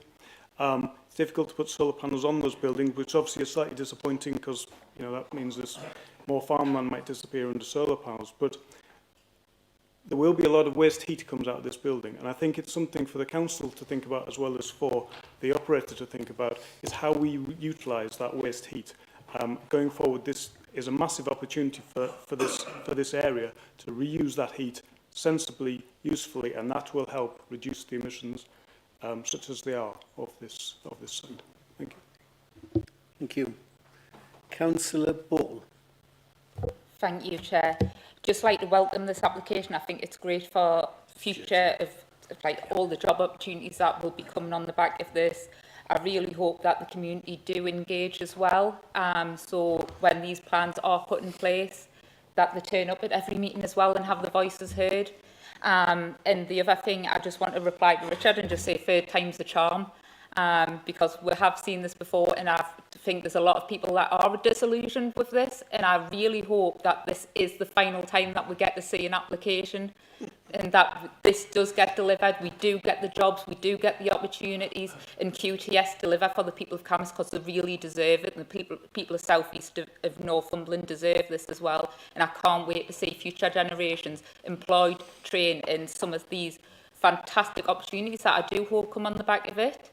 And that within the supply chain and everything else, I think this is a great thank you to everybody that's been involved, because I can imagine it has been night and day and a lot of stress. And let's get this across the line and let's save these jobs for Northumberland. And as I say, third time's the charm. Thank you. Councillor Stewart. Yes, thank you, Chair. I didn't visit today because I made a visit to the site on a previous occasion. And again, thank you to the planners and the administration and the officers who are behind all this, and it's been a lot of sleepless nights for those people. We've looked at the size and the value of the offer here today, and we've been all on planning for some time, but what we have looked at is whether it's right to put the buildings there. And thank you to the members of the public who spoke today with their concerns, and absolutely right that the community should be involved throughout there. The old power station was obviously a right eyesore. I can remember it as a very small child. It wasn't the prettiest, although Councillor Wallace would probably speak about the many attributes of his community across there, but he can't really sell that one. Councillor Hill mentioned before, quite rightly so, about the vital employment, and she challenged here and questioned about that. Delighted to see that within 25 miles they'll be looking for employees. Can I just point out, 24.9 miles from here, Prudhoe exists. And can I mention to the people who've come here from America that Prudhoe is the only castle in the whole of Northumberland which is never invaded by the Scots. You're most welcome to join me at the castle one day. Thank you, Councillor Stewart. Any more contributions? Councillor Robinson. Thank you, Chair. I come at this from a slightly different angle. I think this is probably the worst use of the site we can have for job creation. And I think that's fairly obvious. However, as always in this committee, it's about balancing act. And are there opportunities with this site? Yes. Are there mitigating circumstances? Yes.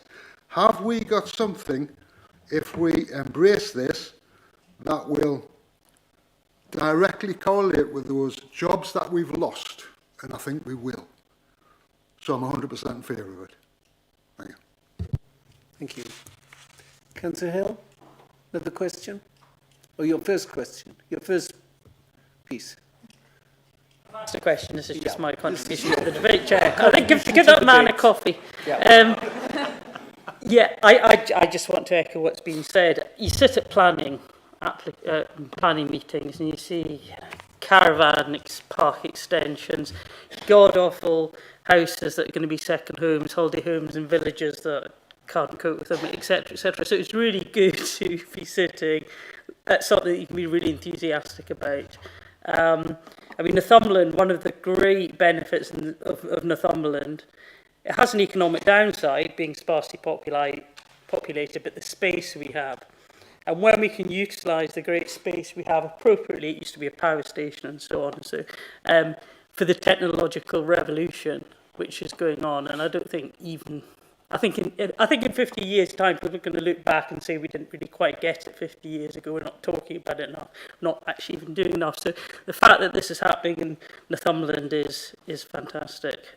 So there is, as somebody said, it is a leap of faith. We are putting faith in the officers for the detail. There's, by definition, more detail to be worked out, and the applicants who seem to be coming with a lot of goodwill and good faith, we're putting trust in them to give lots of money for your area. I'm glad it's the other end of Northumberland to me, because there's going to be so many politicians going for photo shoots and all that nonsense. But anyway, I'm all for it. At least they're not stingy. Any more contributions from members? Yeah, in a minute. We're not quite finished yet. So yes, as chair, I wanted to make a small contribution. Like Councillor Wallace, you know, I'm so excited about this application as well. It's a gigantic scheme, a huge investment of money into Northumberland, which, you know, I thank QTS for. On the regeneration side, I think it's wonderful. I had a cup of coffee this morning in Nancy's coffee shop with bacon butty, and I tell you, the place was buzzing. And it was buzzing because Camas is coming alive again. There's investment in industry on all sides of the road. We're really moving Camas forward. It's a real shot in the arm with direct jobs, indirect jobs, construction jobs. But I think we have to be mindful too that, you know, this is an industrial landscape, and we have got residents living on the edges. And I totally take on board what our objector said this afternoon.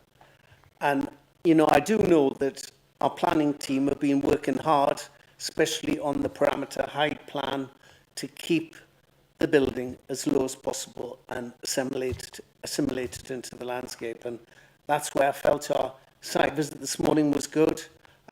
You know, you're on site, you view the buildings round about, and you see how these new structures are actually going to fit in. So that was very good. But no, you know, huge amount of work here, which I thank our planning team for. You know, very fat report, and they've worked very hard, and it's very thorough. And as Chair of Strategic, I'm very chuffed to receive it. But this is a flagship investment, not just for Northumberland, but for the whole of UK. And, you know, our Prime Minister is waving the flag for artificial intelligence. And here, in Little Northumberland, southeast corner, we are getting one of the biggest investments that this county has ever seen. So, yes, very excited. Thanks to the planning officers, and thanks to QTS for all their hard work. Alex, would you like to sum up, please? Thanks, Chair. I will be brief. I would just like to thank all the colleagues who've given to me what sounds like unanimous support to this. I wish I could say it as well as what you've just said, Chair, because that's exactly the way I feel. One thing I would like to add is this didn't start with this administration, and I am not criticising this administration who have worked their socks off on this, and the planning team and QTS. In 1968, that coal mine closed. Believe it or not, Jeff Reed wasn't around then, but he'll remember in Blythe Valley. Along with Bedlington Urban District Council and then Wansbeck District Council, backed up by district local plans. 1991, 2001, 2007, identifying that land for industrial build. Because 2,000 people left that area after 1968 to find work. We are now saying to them people, we're going to provide that work, not to you, but to your grandchildren. And perhaps That adds just a little thought. Martin Robinson said it. Could that site have been for something else? One thing it could never be would be for housing. Well, there's plenty of land round about where housing could be looked at. And I think that's something to look at in the future. And that will satisfy my colleague from Alnwick here, where people will walk to work or cycle to work and leave their vehicles at home. But that's for the future, Chair. Very much for the future. This is the future. I welcome it. I'll go to bed tonight and I'll remember 1,000 things that I've never said. I'm just over the moon about it, as they say in Camas. Over the moon. Says it all, Councillor, says it all. Ladies and gentlemen of the committee, we've had this moved and seconded. Can we just confirm the final wording before we actually vote on it? Elizabeth. So, Chair, the proposal has been to grant planning permission subject to the conditions and the completion of the 106 agreement and the further strengthening of condition, further strengthening of condition 68 with respect to the communications and engagement strategy, the wording of which will be delegated to the Chair in conjunction with the Director of Planning. Yeah. Thank you. That's okay. That's, yes. And is the seconder Yeah. happy with that? Good. Ladies and gentlemen of the committee, all those in favour of the recommendation? It's unanimous. Unanimous. Thank you very much indeed. That's passed. I've got tea and coffee outside if Yeah. you want to. That's been a long first item. Yeah. Okay. How do the committee feel about having a little break? Our planning team have organised some tea and some coffee just for no more than 10 minutes. And then we come back and do the next two applications.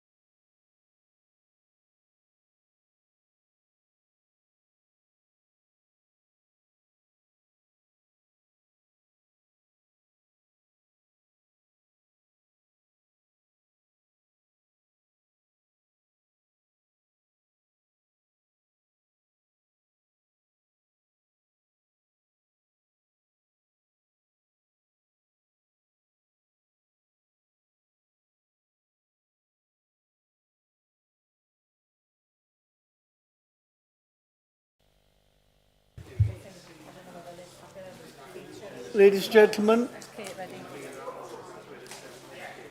ladies and gentlemen, we're going to make a start again.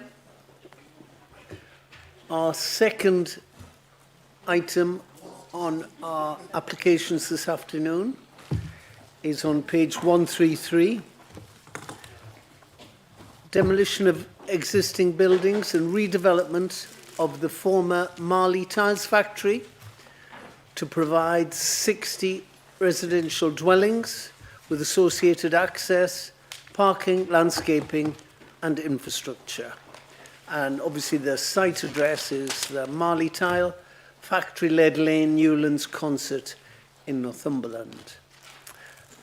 And I think Kate is going to take us through this application.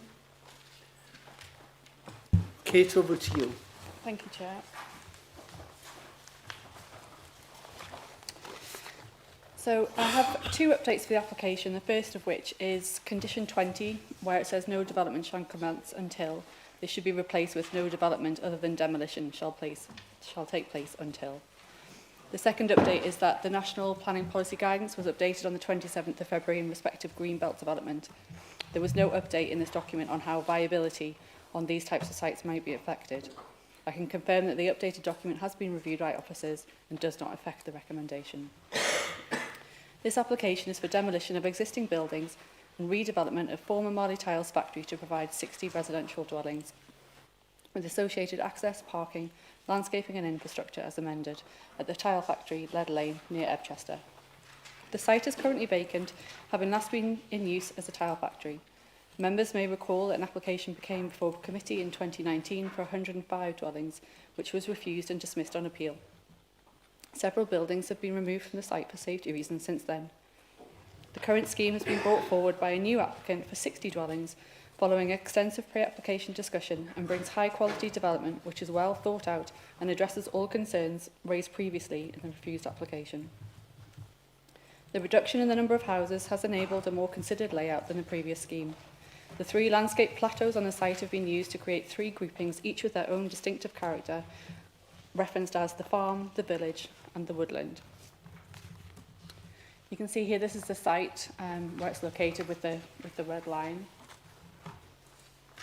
Just for reference, you can see that it sits about 1 kilometre from Ebchester and 2 kilometres from Whittenstall, and it's in a fairly isolated location. You can see from this aerial plan here the extent of the existing hard standing that's on the site already. So obviously the buildings were most predominantly to the front of the site with large areas of hard standing on a plateau to the north and to the east.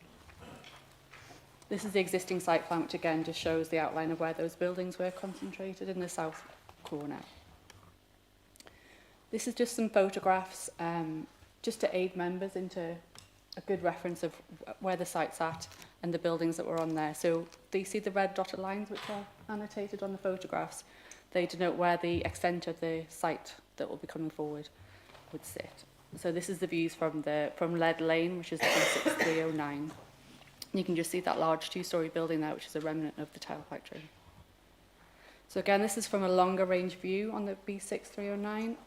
Again, the red line denotes where the site extent is, and you can see those buildings that remain on site there, just in the background.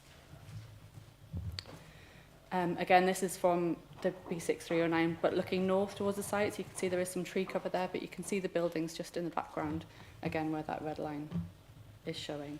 And again, this is just from further down that road, looking northwest. You can see how far back the site goes from that red line that's dotted there.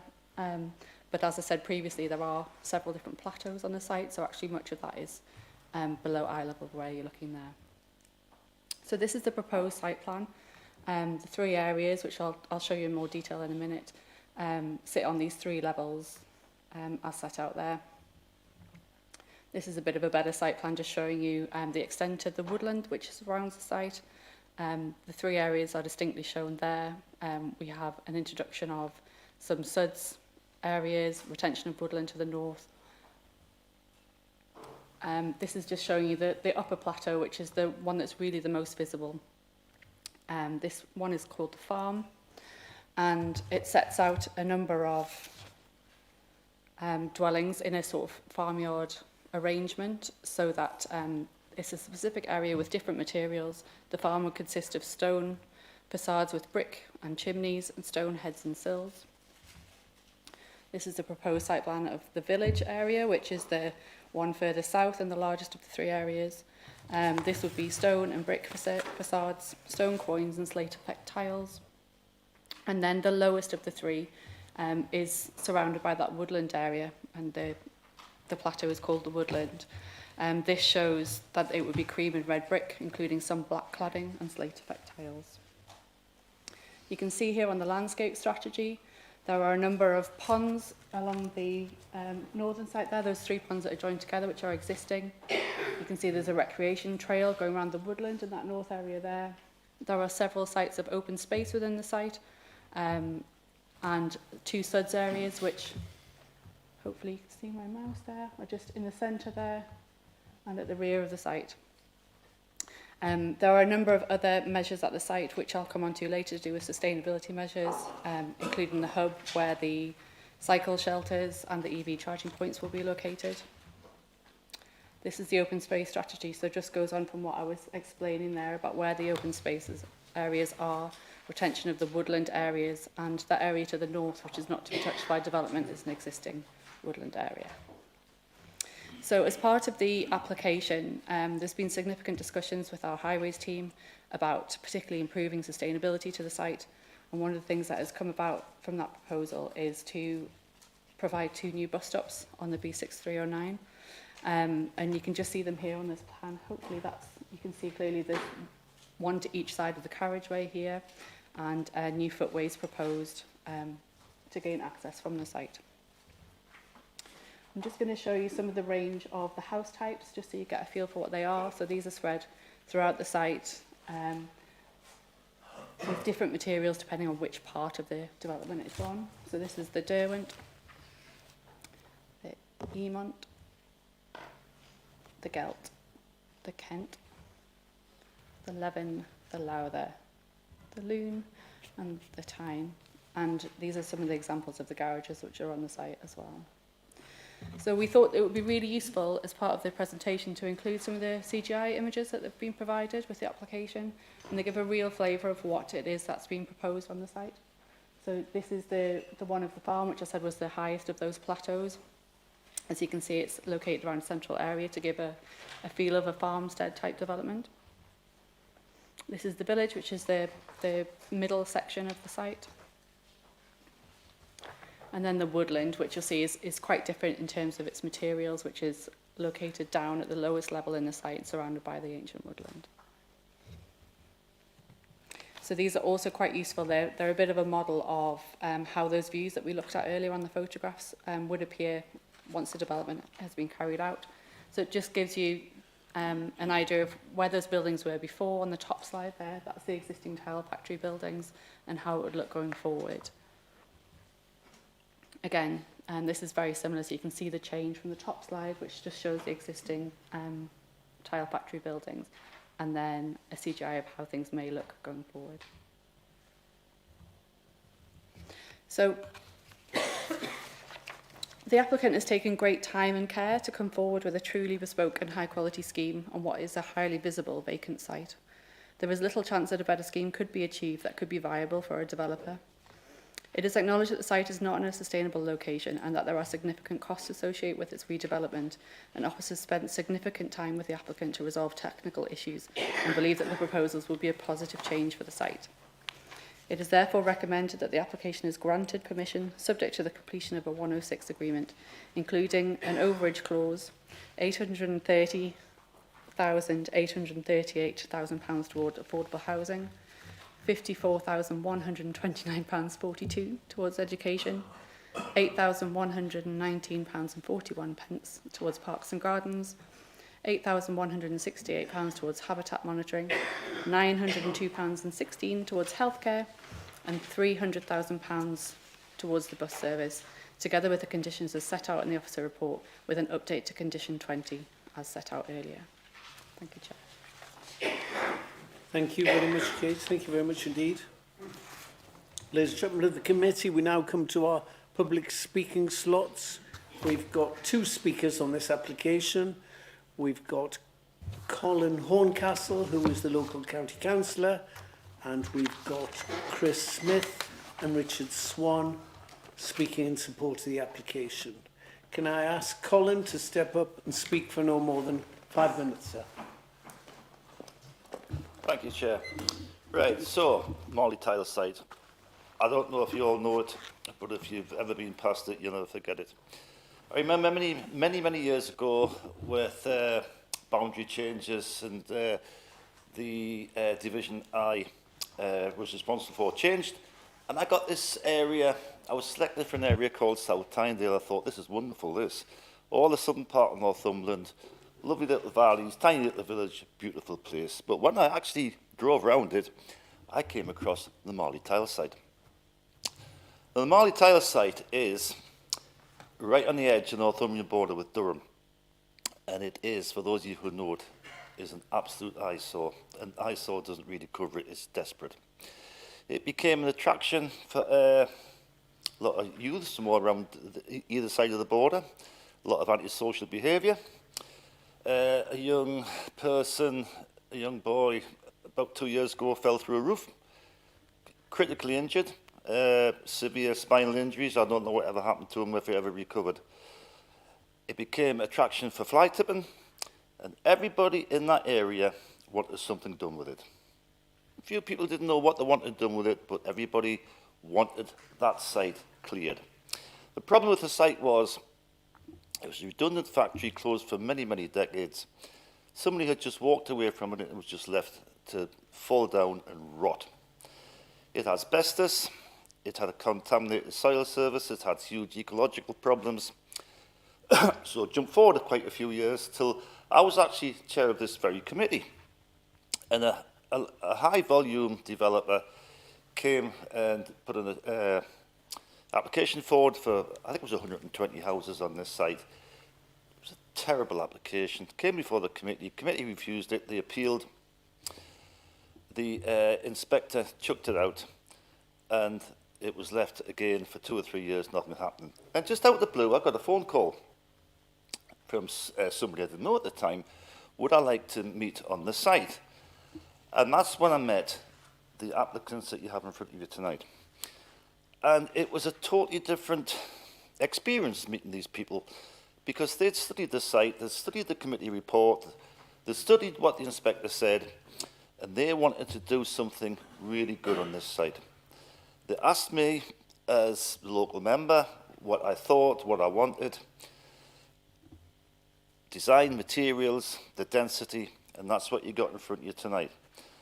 And I'm here because I really want to see this application hopefully pass tonight, because it's been a very hard last couple of years. Because it's such a difficult site, there's been an awful lot of to and fro between the applicant and various parts of the planning department, and to get it fine-tuned to what it is tonight. And I absolutely support this application. You've got a massive amount of Section 106 money, 1.2 million, nearly 900,000 for affordable housing.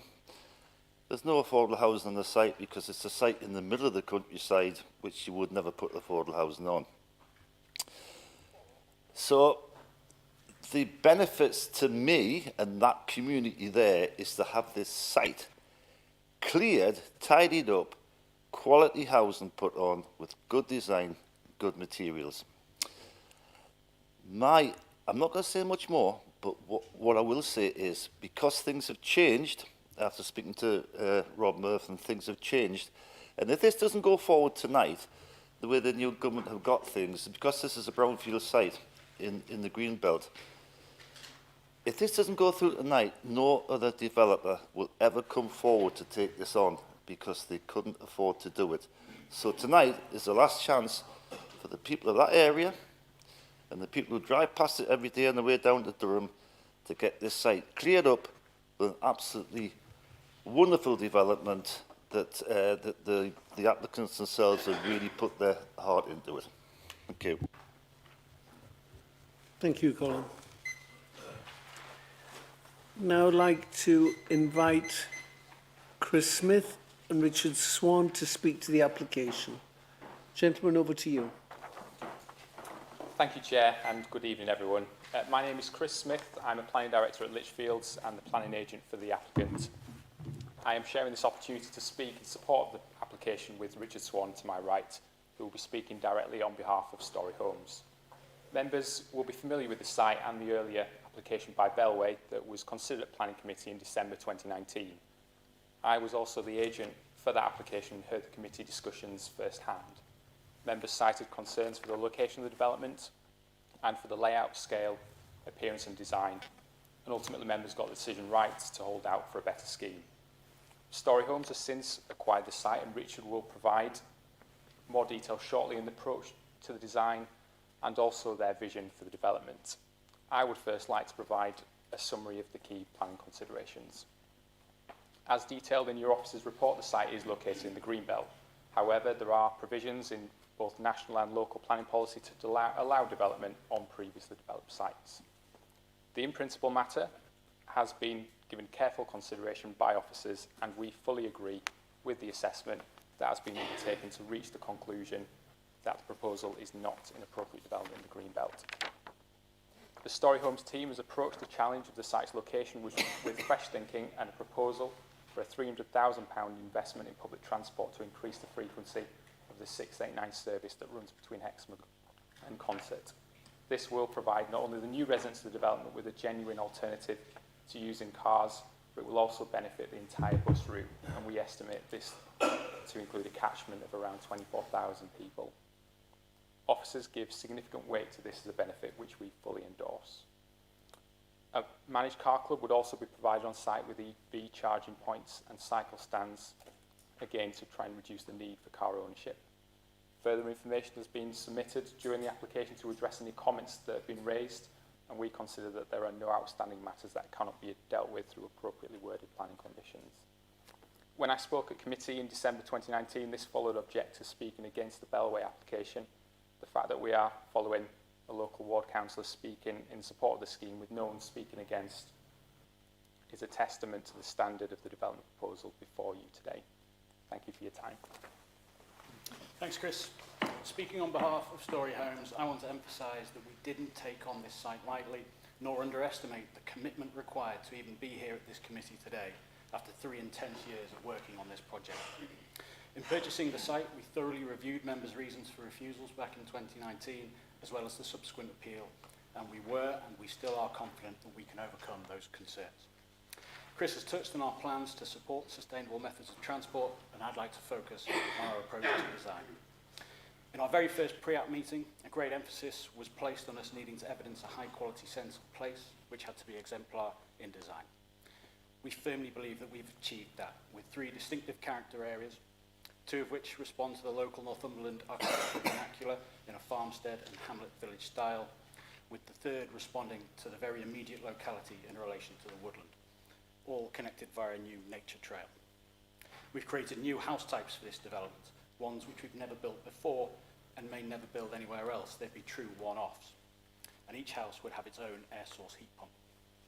We've increased the use of appropriate materials, such as expanding the use of stone and chimneys, and we are not proposing a copy and paste style of development like the one that previously came before this committee. We've taken risks to be here today, and I don't believe that any other developer can make this site work. That extends to the viability, and we've pushed the viability modelling to the extreme upper limit to enable us to accept the conclusions reached by the Council's independent viability consultant. So we've left nothing on the table here. We're all in on this, and whilst I fully understand that this is an application of some complexity that requires careful consideration and planning balance, I firmly believe that we've done all we can as a developer, working with officers who I can assure you have pushed us every step of the way to present a scheme to you that I hope that you can support. The alternative isn't one that I want to think about. There is no resubmission. There is no prospect of an alternative realistic use for this site. It would likely remain visually intrusive and a dangerous beacon for antisocial behaviour. So this is a unique site, a unique opportunity that all parties would be able to look back on in years to come and agree that we were right and brave to support this scheme. To conclude, I want to thank officers for their significant time and dedication spent on this application, and thank members for their time this evening. Thank you. Thank you very much, sir. Thank you. Ladies and gentlemen of the committee, have you any questions you'd like to put to our planning officers? Councillor Stewart, then Councillor Reid. Thank you, Chair. It's a site I visited before in the previous application. Very remote, very hilly, and lots of difficulties. And I am pleased it's come before us here today. We usually say at this point, asking for more money for 106. There's an extraordinary amount of money there. Can you just explain, some officers, why we're asking for this? What we don't want to do is to put off developers in the future. And if you could give a clear explanation, that may reassure developers that we are working to a good way to assist everybody, developers and the community. I'm happy to answer that one. Yeah, that's a good question. What we did on this one, because this was always a balancing act, because I think it's probably worth me adding, unusually, that I fully concur with the views expressed by the applicant here, that this represents not just a cut and paste volume house builder approach. We have pushed them and pushed them and pushed them to get good quality design, and I'm hoping this can be a template for the future to how we can push housing developers. Okay. With that came some quite extraordinary costs, but we are also charged with getting the best financial contributions for infrastructure out of developers, and that we are being proportionate and reasonable. So our asks have been calculated, they've been independently verified as being reasonable and affordable by the developer, and in addition, we've also put in an overage agreement, so if they actually make better margins than the spreadsheets tell us, we will get more contributions. I think it's a fair ask, and we have worked very closely with them to come up with a reasonable ask while achieving what I do genuinely feel, committee members, is truly one of the best designed housing schemes of this scale this county's seen so far. And I'm hoping this will be, a template. And that's come with a cost, and that's why the contribution isn't higher than it is. Okay, but it has been looked at very carefully. And this has been, I think the applicant didn't quite do it justice when he said that we've pushed them and pushed them. We have really pushed them on this one to get the best design and the best contributions on this. So I'm happy that what we've asked for now is a good deal for the county. Thank you. Yeah, thank you, Chair. I was talking to a developer of another site a little while ago. He said there was no money in building houses these days. They're not having an application forward. Can I also ask about, it is such a remote area, broadband to the premise? Is that will that be installed? I'm just trying to look at the reduction in the amount of trips people are going to have away from this remote site. So what was it? I didn't quite pick up what you said on the first. So it's broadband to the premise. Yes.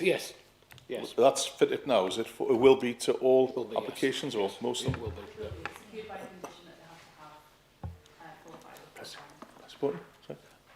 Sorry. They are required by condition to have full fibre broadband installed, so all properties will benefit from that. Councillor Reid. Thanks. Could you put the last slide up about that had the 106 contributions up? You notice that I'd slipped that one. on it. You could kind of skip through it. That was. Remember. It's in the event that you wanted to discuss the amounts that are allocated to each portion. So yeah, you'll see that's what I wanted to see. Yeah. So this is just basically in there we are. That's absolutely fine. It's just so everybody can see that. Yeah. And we've heard there's no contribution. There's not going to be no affordable houses on the site. So I was just wondering, because that's all been monetised, which is a fine American word, isn't it?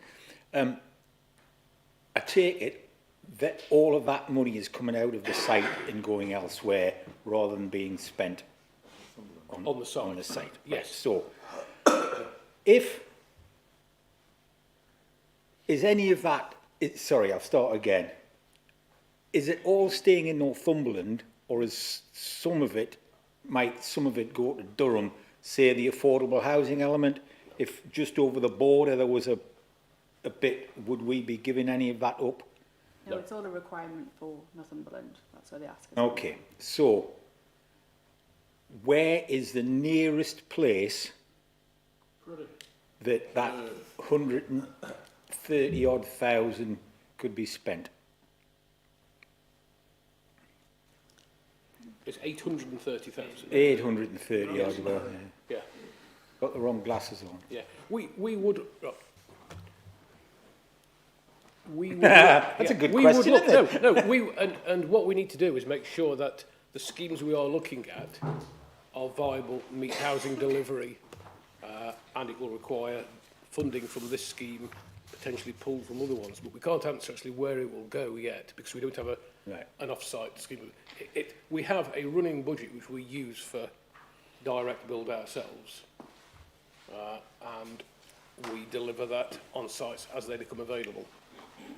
Thanks for your indulgence, Chair. It's just, we usually try and keep these contributions as close, if it's not on site, we usually try and keep it as close to the site as we can.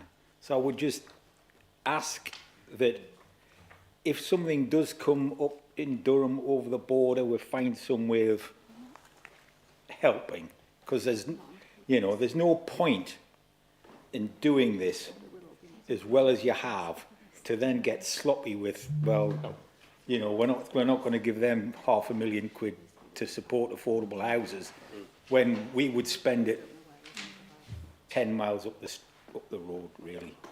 And we will look at that, and we have a thing called the Housing Developer Fund, where we look for proper business cases for how we support affordable housing schemes. Well, so all I'm saying, Chair, is let's not be closed-minded about it. All has to stay here. You've ground them down. This is what's going to happen. But just don't be so closed-minded that you're not prepared to build something 2 miles away or help support build something 2 miles away. And the only other thing was I wanted to ask about I remember getting really irate in 2019 when this came up. No, not as irate as I was when this came up the first time. Leslie was writing 20 to the dozen of because there was just no vision. It was like, oh, here's our... So do the officers believe that this is the best we can do with this site? I think so, and I think that's the view of the team as well. And can I just be clear what was done here, because the applicant mentioned this. This has used the idea of not just how many houses you can fit in using standard layouts. This uses this idea that they described of character areas, and Kate mentioned this. And what this is trying to get at is that when you visit somewhere like this, it doesn't look like identikit streets. So the idea, it may seem, curious to say that the layout is based on a farm conversion and a woodland edge, but it's deliberately done that way so those places look and feel different. So in future years, when this is built and occupied, people will regard it as being, an organically grown place rather than one that's been dropped down.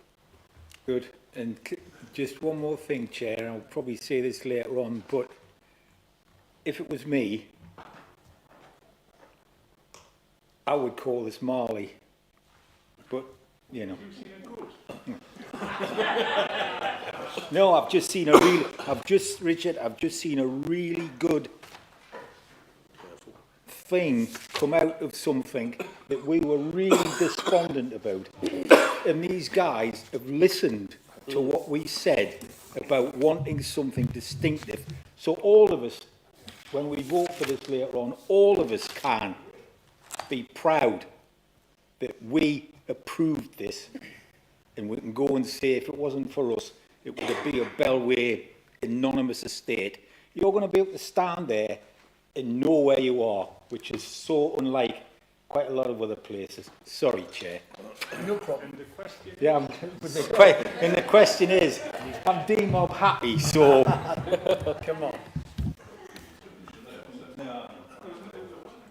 So I have questions from Councillor Robinson, Councillor Ball and Councillor Hutchinson in that order. Councillor Robinson. Thank you, Chair. you know, Rob, you and your team are the professionals here. You're telling us this is an exceptional development. That's fine. Completely believe you. There's one thing I do puzzle about, and it's the same as the 106 contributions. And it's this £900 for healthcare. 100,000, 900,000, you're bad as that. No, he's right. £902, Oh, Councillor that Reid. is it? Oh, well, you're not wrong. And you know as well as me, we sit here month after month, and we hear tens and hundreds of thousands for this sort of thing. So I'm just wondering how on earth we came up with a figure of £902 for healthcare and over 8,000 for habitat monitoring fee. Right. I just don't understand it. Right, I'll answer that and I'll bring Kate in, okay? When we handle applications like this, all the various consultees, and by consultees I also mean like the education department and the transport team, look at the scheme, at that particular scheme, and saying, this is the shopping list of things we want. Right, okay. It is a truth universally held, right, that that shopping list exceeds always the amount of money we can generate through a 106. So we have to go through an exercise of both statutorily and priority-based apportionment, okay, and that was done on this, on the maximum amount. And then, when we did the viability work, that gave us an overall amount of money that this scheme would generate for developer contributions. So we just reduced down all the contributions on the same ratios as they were prioritised at to give us these figures. It could be though, and I'll perhaps Kate say this, because the healthcare wasn't a big ask to begin with, because that was evidence-based, it reduced down to a very, very small amount. It may well be you consider that actually for the sake of £900, that you might as well just put that onto the affordable housing element of the scheme. The biodiversity element, though, comes out, though, of the ecological impact of the scheme, and is required to mitigate the fact that you've got now a woodland and partially overgrown site, and this is to make it ecologically acceptable. So the one that is probably worth looking at again is that amount for healthcare. And you probably just, I'll bring Kate in here to explain the very long-winded process we went through on this. Thanks, Rob. I think you've got it in a nutshell there. They're all proportionately weighed down by the viability assessment. The only two in there which are fixed amounts are the habitat monitoring, which is why it seems like such a large figure compared to the healthcare, because that's a fixed amount that is required for ongoing monitoring of the site. And the only other one that is fixed there is the £300,000 bus service contribution, because that is all part of why we've agreed that the scheme is more sustainable, because they're agreeing to that amount for the bus service. So that is also a fixed amount that we can't change. The other amounts are all a proportionate ask. So what we did was the original healthcare figure was something I think in the region of 50,000, but it's been, because we're only getting a portion of what the ask is, it's come down to that small amount. So it's probably my opinion, and I've discussed this with Rob, that you may well decide that it's not worth having a figure of 900,000 because £900, sorry, because it's not really going to contribute a huge amount towards healthcare. You may decide to apportion that elsewhere. Does that make sense? I kind of, yeah. So, what you're saying, the education ask must have been for millions and millions of pounds then, if it's being reduced by a similar percentage. What I'm saying, Rob, is I'm not saying we should scrap the healthcare. What I'm saying is it's not enough. There's 4, 5 and 6 bedroom houses going to be built there. Looks very nice, you know, it's going to be a fantastic estate. Yeah, I can so it's see. going to be, Yeah, you know, a prestigious estate. Yeah. These are not I'm going to suggest that these are not going to be young families buying them. They may well be. The footballers might come in, I don't know. But, you know, these are not going to be people on minimum wage first-time buyers, shall we say. These are going to be people who may well have health issues. And yet I'm looking at a healthcare contribution which could be thrown into something else. Yeah. I just don't understand it. Yeah, and the reason, and the bit perhaps I should have added on to my narrative to how we come up with the figures, is that it's always easiest to think about education contributions, and this is always the best worked example. These various consultees don't ask for just money to do, what they fancy doing.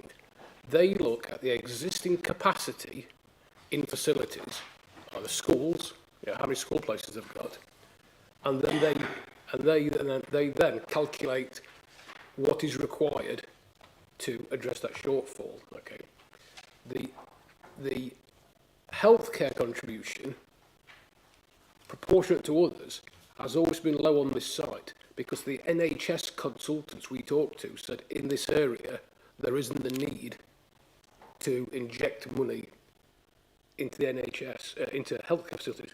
Elsewhere in the county, where you say you had a hypothetical scheme of where you had, say, a doctor's surgery that was way oversubscribed, or a dentist's that was way oversubscribed, the healthcare may end up being the biggest contribution. But we have to be consistent and use the advice about capacities in various infrastructure providers. Okay. And it's the same example in that you could see 100 houses in one part of the county where the school was already over capacity, therefore there'd be need to put on a new classroom with a big ask, and for a scheme which looked the same for 100 houses somewhere else, where actually the school was under capacity, their contribution ask could be zero. So it's based on what actually the evidence tells us. And that's why it's very unusual for us to say here, do some distribution of it, but we're not saying up the healthcare one, we are saying that it is so low that actually the legal costs of the 106 and the collection costs at £900 odd probably isn't going to be worth it. So that's a product of the calculation which will be done rigorously. So it might be best and more effective to put that in with one of the other contribution areas, and we suggested tentatively affordable housing, given the pressures in different parts of the county. Councillor Ball. Thanks, Chair. So first off, I want to just congratulate on the design. It looks absolutely a beautiful site. I do have concerns with regards to the highways, where it states here, maintain objection in principle in relation to unsustainable location of development. Can I just have some clarification what that actually means? And do we believe that the B6309, because as much with all the will in the world and putting a bus service in, if you're in a rural community and you've run out with a bottle of, run out of milk or bread on a night time, am I going to wait for the bus to go to the nearest town to come back? The answer is quite simply no, and these are 4, 5 and 6 bedroom homes, which I have no doubt will have more than one car. So is that junction going to be suitable, and what does it mean by unsustainable? Yeah, well, there's two ways of answering this. I'll see how If I could answer. how you answer. Well, you actually answered your own question so far as the sustainable location and why we have that principled objection, because you can't just pop out and get a loaf of bread or a pint of milk without taking the car. So that's, in the wide variety of various trips that you can make from a residential development, what we like to see and what NPPF prioritises is a genuine choice of mode, which this site doesn't have. The schemes that have been brought in, such as the bus contribution, go some way towards it. The car club, the vehicle on site that people could use, which would be an electric car, might mean that a resident might think, I don't need this third car. If I run out of milk and the other 2 cars are out, I'll go and take the car club car. And then the e-bikes on site as well. Again, e-bike, with it being hilly, just that little bit of extra assistance up and down the hill to get to Ebchester or elsewhere. It's an option, but it doesn't offset the fact that there's nowhere to walk to safely. Cycling, you're on the unclassified roads. The bus stop obviously improves the bus connectivity and also enables the home to school transport to be safer than if that bus stop wasn't there. So it's a variety of measures that assist on sustainable transport, but it still wouldn't be enough for us to remove that sort of standing objection. In terms of the operation of the junction, the level of traffic that you would anticipate from a 60 dwelling development in peak hour doesn't warrant it wouldn't cause a material impact in the operation of the junction, especially with the lower traffic flows that you have in more rural areas. Can I just supplement that very good answer by saying it's about consistency here. The starting point is that we want to see homes located in sustainable locations, ideally around existing settlements with the full range of facilities and so on in the hierarchy set out in the local plan. So the principle is we wouldn't normally support this. This is why the wording is used such. This site, though, has the ability both for what is proposed in terms of the scheme, but also the fact it is on a bus route means that we can support it. We need to be consistent that if it wasn't on a bus route and if they were proposing what they're proposing, it would be refused purely on sustainable location grounds. So it's about consistency. So future residential schemes which do not have the same benefits or quality can't say, well, you allowed that one through without any concerns. It's about being clear that we put a lot of weight on this. Councillor Hutchinson. Thank you, Chair. First of all, I think we should have had a site visit on this one. Colin tried to describe the site. The pictures tried to describe the site. You can't understand how bad it really is. It really is a disgusting site. Not wishing to labour the point, but the 106 agreement. Has everybody done their sums properly? Both sides? Because how many times have I had 106 agreements and then been approved and they've come back again and said, we can't do it, won't they? Vary the 106. Yeah.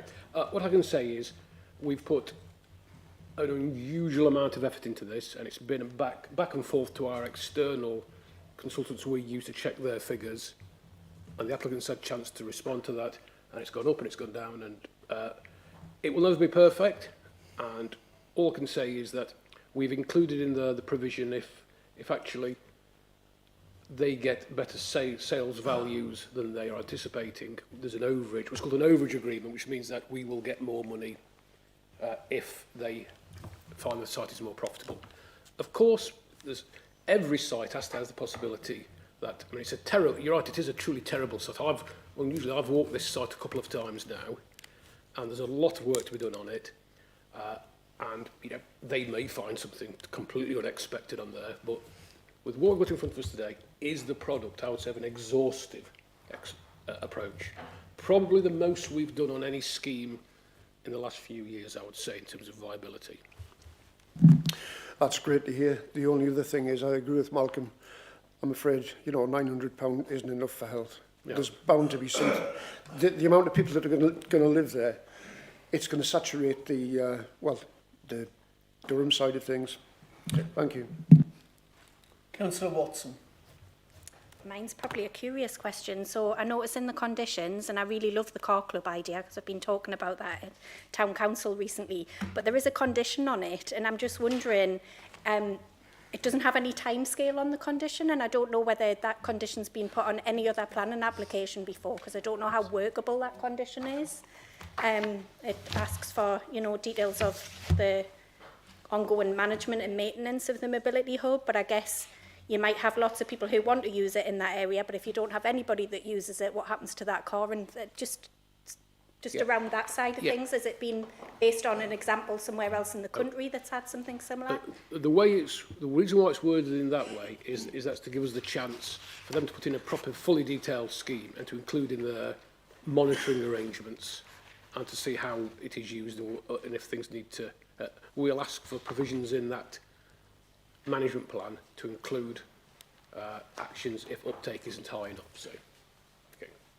Yeah. These are new areas of conditions, and we will be finding our way on them. But each one we do hopefully will be refining it and tightening it up.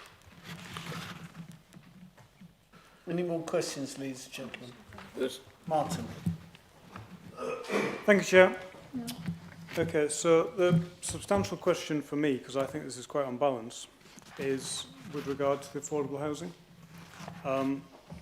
We're looking at something that doesn't have any affordable housing on site, which immediately rings alarm bells of creating a site with no affordable housing, we should always try and get affordable housing mixed in with other types of housing. So could you just take me through how much affordable housing would we expect to have on this site, and how many affordable houses do we expect to be able to build from the contribution that we do have? Yeah. So you're going to talk this through, Kate, in terms of the policy requirement. Yeah. So the slide that we showed you there, on the left-hand side shows you, as a result of viability, what we're asking for now. But on the right-hand side, it shows you what the original ask was. So that is how it's calculated from our housing enabling team, what we're asking for. Due to changes that happened to the MPPF before Christmas, there was an uplift on that. So the original ask was over £5 million for affordable housing on the site. You know, we didn't need a viability scheme to come forward and tell us that that wasn't going to be attainable here, given the history of the site. That has been reduced down to 830,000, which the applicant has agreed to pay, and that's been independently verified. So what that means for us is that that will go into a pot, as Rob mentioned earlier, and that will be apportioned to a scheme that's come forward for affordable housing. It's impossible for us to say to you exactly how many properties that will provide, just because we don't have a scheme in front of us that we're able to have a look at and tell you exactly how it will be proportioned, but it will be earfence for within Northumberland, and it will go towards an affordable scheme that we prioritise it for. Does that answer your question? Yeah. Okay, so we're talking 10% affordable housing, maybe? The amount was based on 15% increase over the policy requirement. That was the total amount. And then, basically, on the viability, that gave us the amount of money, because it was done on a cash basis. And that gave us the amount that we could reasonably ask for. And that money then will go off. Yeah, the reason why it's not immediately easy to say how many affordable houses will it build elsewhere is that if I think about some of, say, the specialist housing schemes that we deliver, that no actual volume house builder delivers, say Alzheimer-friendly extra care units, that we potentially will do a scheme involving both, say, adult services, combined authority, Homes England money to give us an overall scheme. So it isn't easy. Without having a scheme in front of us where it's going, I can't say that equals X houses. It depends on what the housing need is in the area when we do actually the design of a scheme. So what I'm saying is, to answer your question, and what you're getting at, is we haven't calculated on the basis of how many affordable houses it's giving. We've calculated on the amount of money it's giving. Okay, I understand that. The other question was regard to the bus service, which obviously is going to be uplifted because of the Section 106 for 5 years. What kind of assurance, because these houses will be there hopefully for 100 years, what kind of assurance is there that after 5 years any of that kind of uplift in bus service will continue? Because essentially this is a complete dislocated site and there is no, other than the car hub, there is no services on site. Yeah. You talk to that one, Matthew. Yeah, so the five-year provision is a similar system we've used before. It gives the bus service the boost to become commercially viable. The applicant's argument that the uplift of the bus service from the current 2 services now 2 services a day to the 5 services a day means that everybody along that 689 route from Consett to Hexham via Slaley will benefit from that increase in service. So it's not just the extra commercial input from those 60 dwellings, it's the extra commercial input from everyone on that route. And the timings are such that they should enable those that work, if you like, traditional office hours, if such thing exists now, would be able to get to either Consett or Hexham on the bus. And it's an option to them, which obviously doesn't exist at the moment, but that is an option for everyone on that route. And obviously the more people that it serves, the greater chance it has of becoming commercially viable at the end of that contribution period. Yeah. And to answer, yeah, I can see what you're going to say as a follow-up question, I think, is that the reason why we use pump priming money like this is that getting people out of their cars and into public transport requires a better service. And if you don't have an improved service, passengers doesn't go up. What is hoped for by taking this approach is that when it's such a long and existing bus route, that by putting an improved service in, more people will use it, and they will use it regularly, thus rendering it long-term commercially viable for either the private operator or the county council following the changes to bus operation to consider it worthwhile long-term, it being supported at an enhanced level. Okay, and can I just ask when the enhanced bus service will commence? Because this site will not be built out in 12 months, I don't suppose. So is it going to be the start or the middle or the end of the build-out? Because if it takes 5 years to build out, it'll be gone before the last house is built. The triggers for getting the money and distributing the money will be within the 106, because it's a 106 ask, and we'll obviously make sure that the heads of terms are favourable in order to get the bus up and running from first occupations or very close to make that 5-year period. Pump priming, as Rob said, get the service up and running, and serving will be there. We can look at that. That's a takeaway that we'll look at in terms of making sure that inadvertently the bus subsidy doesn't start before the occupation starts. Okay. Any more questions, ladies and gentlemen? Chair, sorry, I've got to go. Thank you. I didn't expect this to go on as well. No. Question time. I was doing question. We are. No more questions, ladies? Oh, sorry. Julie. Thank you, Chair. And I need to come back to this bus as well. It's got, whilst the application site lies outside a settlement boundary, in open countryside, it is not readily accessible to local services for pedestrians and public transport users. So yes, in this section 106, it's going to be secured. How many times have we had section 106 come back as a variation of conditions, saying the things are going to be sustainable, they can't afford to do it, etc. And there's always that presumption in favour of the development, and developers quite often get away with that section 106 being reduced.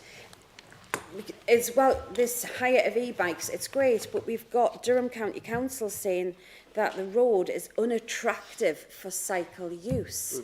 So even that in itself isn't really, if it's unattractive for cycle use, how many people are going to be hiring these e-bikes? Yeah. And with the bus as well, I know we've turned down applications in the past because of their isolated nature, despite the fact that many people have cars.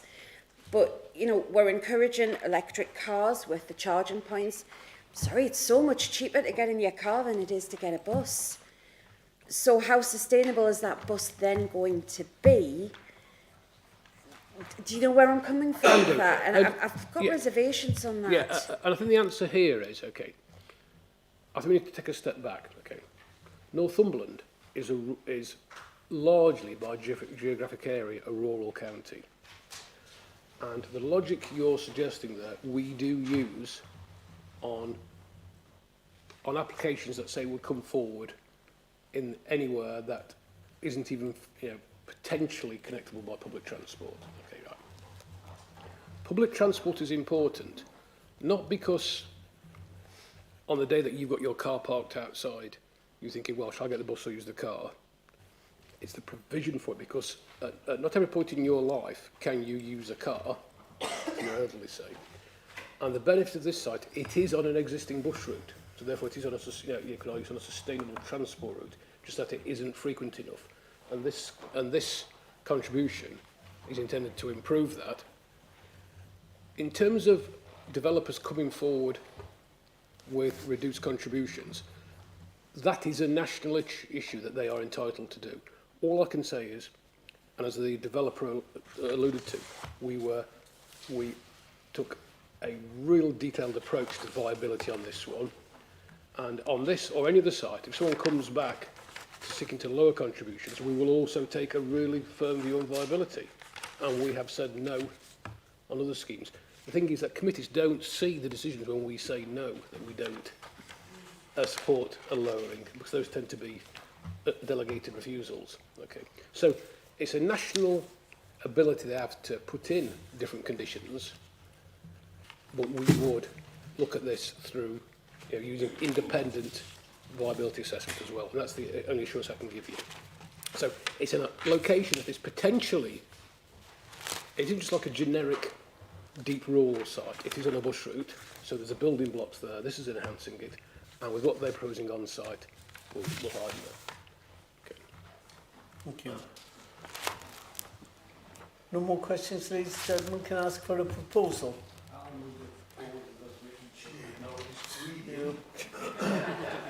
Councillor Reid has moved approval. Is there a seconder? Well, you've spoken, Gordon Stewart, so you're the seconder. Who would like to speak to the application? Councillor Hutchinson. Can I make another proposal? We suspend standing orders. Yes. Would someone like to propose standing orders? You're going to do that? Yeah. Councillor Hutchinson? Yes. Is that seconded? All in favour? Standing orders are suspended. So we've had it moved and seconded. Who would like to speak to the application? Councillor Hutchinson. The application, not the applicants. The application. Yeah.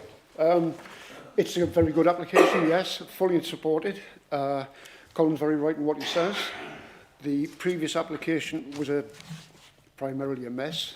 This is a lot better, a lot of different types of houses, which is good, not just the generic houses as they always come up. There will be some luxury houses, and judging by the 106, we're going to get some money out of them, which is good, as long as they don't renege on that. And also, as Rob says, if the houses make more money, which I hope they do, we will get a larger contribution. So I'll fully support this application.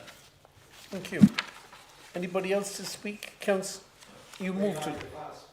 Yeah. Okay, Councillor Wallace and Councillor... Thanks, Chair. Just very briefly, I know this area. I used to live in Consett for 5 years when I was young, long-haired and everything. And we used to drive around, and some of those country roads are fantastic. They really are, and there's some lovely sites, and I'd like to see this area improved. Just for information, Chair, I live on I call it a development rather than a housing estate, of 59 houses. And there's no affordable houses on that estate. And the applicant agreed with the county that there shouldn't be, but monies was allocated to be provided elsewhere. So this is not unique. What I would say is, as time went on, and my bungalow, by the time it got built, cost more than original. There was an overage, is that the right word? And it's interesting, you know, because Stories are a wonderful company, but I'm sure they temporarily only take the money out of the bank, and that million has to come from somebody else, and it's probably from the people who are buying the houses. When the county got the 100 grand extra from the properties where I live went up, I didn't get anything back, right? So we must always bear in mind when we're adding this Section 106 monies in, somebody has to pay, and it tends to be the property buyer. And in some places, we do our best to help with affordable housing, Chair. We also have to do our best to help everyone make a purchase of a home of their own. We should bear this in mind at times. But I think you've done a first-class job under the circumstances, and I will certainly be supporting this application. Good. Martin? I'm struggling with this because obviously we're weighing up public benefit against what we're getting out of it. It's a isolated site in the open countryside, which isn't a great starting point, unfortunately. So the public benefit is dealing with the site, understood that it's been there for a long time and it's not great. But the positive, there is a positive on the public transport side, I can see that. I'm dubious about whether that will last in the long term, unfortunately. But the main thing to me is I think we should have tried harder to get the affordable housing on site. And if this site isn't suitable for affordable housing, then why is it suitable for unaffordable housing, if that's one of the word? So I'm struggling to be able to support this. And I think it is an on-balance. It looks like an absolutely fantastic design, etc. Every design of every housing estate should be on those kind of terms. Yeah, That's what I we should be looking for across the county, not just on exceptional sites, as we're calling it. But, yeah, I'm struggling. Could the planning Yeah, officer can I just make one- explain to Martin why this isn't a site for affordable housing? Yeah, make one. And while I'm sure you can think of individual exceptions to this logic, Councillor Swinburne, when we look at tackling inequality and the work we do on the inequalities agenda, the population who normally we look to provide affordable housing for are more reliant on localised services and multi-directional public transport. So what we're saying is that given the location and what we've and all the logic we've put in front of you, that actually affordable housing is better located in areas that are fundamentally more sustainable for a variety of reasons. Okay, and the assertion that affordable and unaffordable housing have the same travel requirements may be true, but it's the same access to, say, private transport and all those other things, which is different. And what we wouldn't want to do is provide affordable housing in locations where because affordable housing, remember, is defined by the proportion of your household income that you spend on housing costs.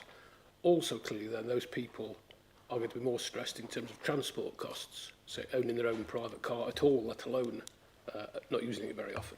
So that's the logic behind why we say, that's why the local plan is really clear. It says the default is absolutely you provide affordable housing on site. But it's not saying thou shalt always. It's saying that you should start off the position saying the position is to begin with you look for affordable on site, and the exception is off-site contribution.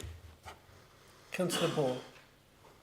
Thanks, Chair. So again, I am on a nice edge to which way to go on this one. I think, again, when we talk about the affordable housing, I do again have concerns, because when we talk about tackling inequalities, it's not just about access to affordable homes, it's access to education, facilities, community, which if you live here, you're going to have a beautiful house in a beautiful place. But actually, when we talk about the inequalities, there's a number of things that you won't have if you do live here. And I know it's a personal choice, but I also think when we talk about inequalities, it's about so much more than the affordable housing. And we can't ring fence the money to be able to be used for affordable homes in these rural communities, I believe. Well, it will be used, the ring fence money for affordable housing will be used. The thing is, I can't give 100% guarantees, but it will more than likely be used for rural or community-led, say neighbourhood plan-led affordable housing of a small scale. What I can't do is saying it's going to go on this particular site, because we need to work that up. But there is an acute need for affordable housing in rural areas. And our neighbourhood plan teams is working with neighbourhood plan groups to identify 3 and 4 and 5 unit schemes that actually really need this sort of access to funding. Okay. Just as I say, I do have concerns about that, because we talk about in here, we see it come to petitions committee and everything else about these rural communities. People can't afford to live there. People are having to move out because they're not sustainable communities at all. So where do you buy your first home? Because there's no way on earth your first home's going to be a 4-bedroom on this development with all the will in the world. So actually how we support some of them rural communities, and if we can ring fence that money somehow to support homes, starter homes especially in these rural communities, because we are really struggling out in the west and the very north of the county as well, and I just think we need to find a way. What we can do is we can take away from here that we will put into the eligibility elements of the 106 that it will be focused on a rural housing scheme as close as reasonable to the application site. No, as close as and that we could include in the 106. Yes. Because there is a rolling need for funding to support rural housing. on Well, if community that's the landscapes. case, then I will be happy to support the scheme. Okay, we can put that in, okay? Thank you. Yes. From the chair, just before Councillor Reid finishes up, I think this is an excellent scheme. Been to the site, had a site visit there. You know, a dreadful, redundant factory, which, you know, needs to be tidied up. And I think Story Homes have done a great job here.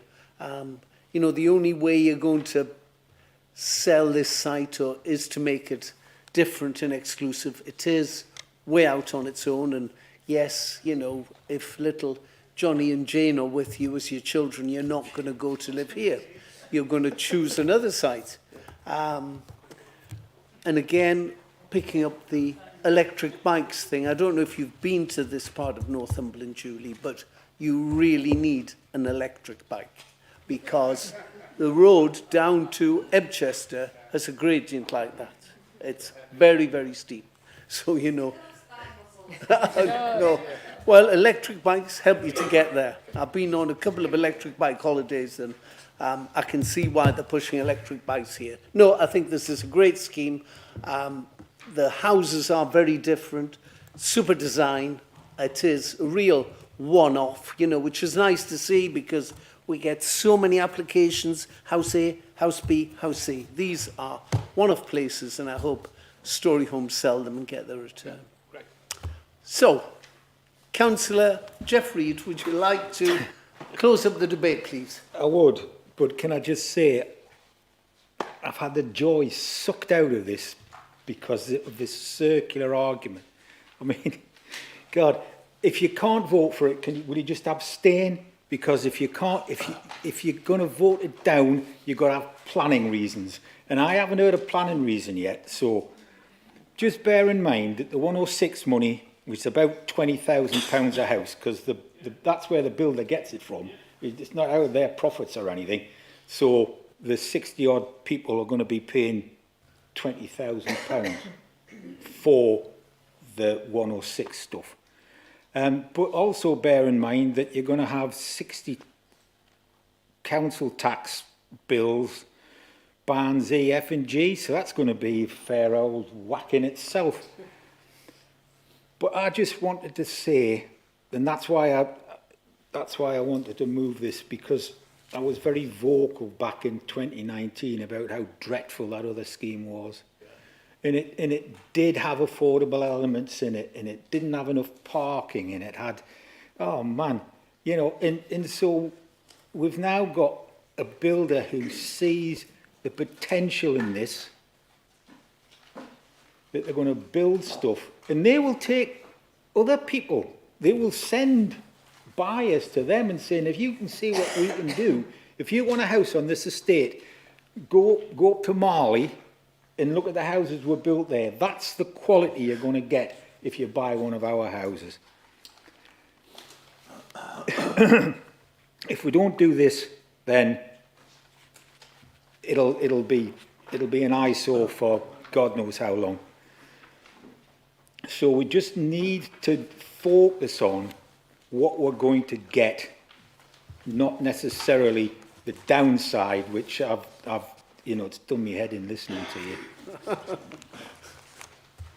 People who want to live in a rural existence will find the 400 or the 500,000 pounds to live there, and the community will grow and it will become a community because they are isolated and neighbours will lend their gardening tools to each other and they will walk around the forests and it will become a place to be. But if you start putting affordable housing in there, then all that happens is that that's isolating in itself, because where are those people going to work? Where are the jobs for those people? There aren't any. You know, the farmers don't employ many people these days, so they're going to have to get on a bus and go somewhere. It's just the solution the officers have found for this is perfect.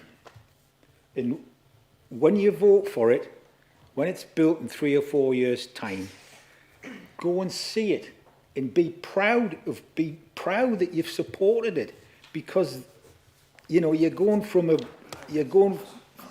industrial desert to a really pleasant place to live, and everybody's tried. The builders have done their best, the officers have done their best, there's been compromises, there's been all sorts of things. But so let's stick our hands up and be proud of our contribution to this site. Thank you. Thank you, sir. Yes. The recommendation is? Yeah, Councillor Reid, can I just clarify? So your recommendation is to grant the application subject to the 106 agreement to include the overage as updated by Kate, and with the financial contribution as per the officer suggested breakdown. Did you want to include the ring fencing for the affordable housing as suggested by Councillor Ball for the rural scheme?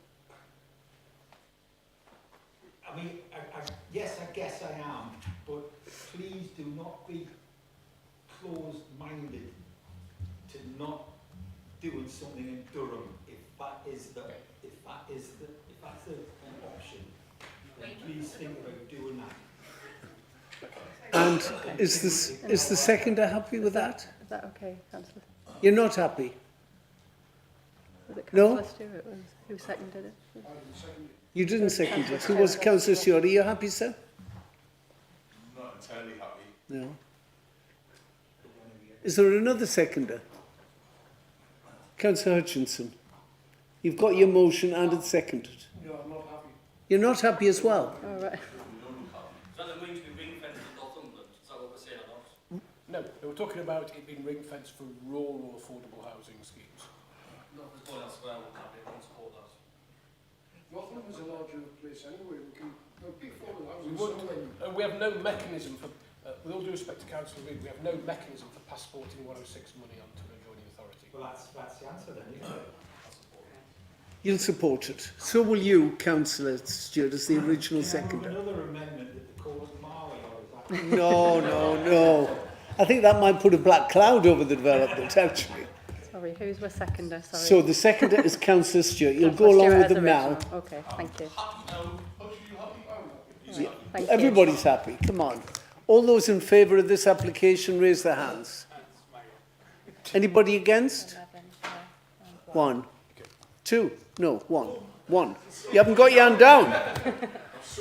That is passed. That application is approved. Okay. Yep. Ladies and gentlemen, we move on to the final application tonight. Okay. I'm not sure where my bit is. Oh, here it is.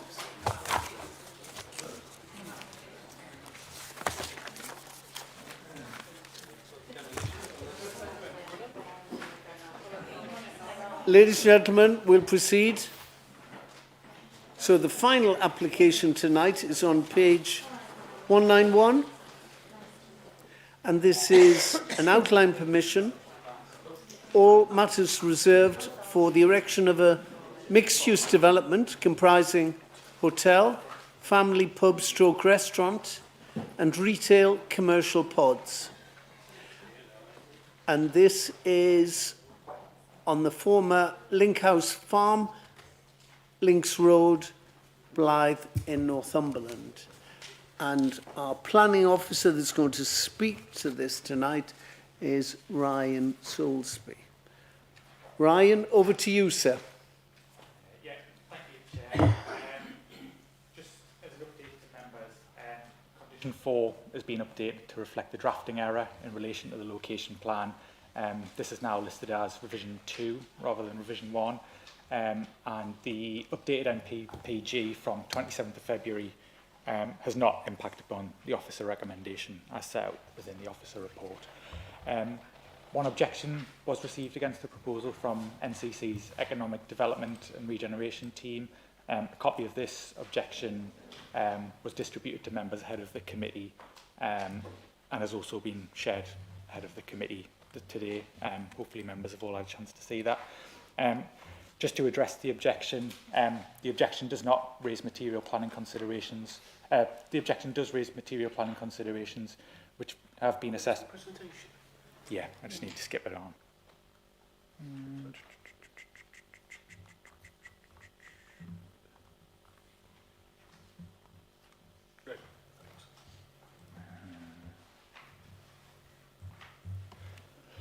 Yeah, so the objection does raise material planning considerations which have been assessed by the local planning authority. However, following review, it is considered these would not impact upon the approval recommendation as set out within the officer report.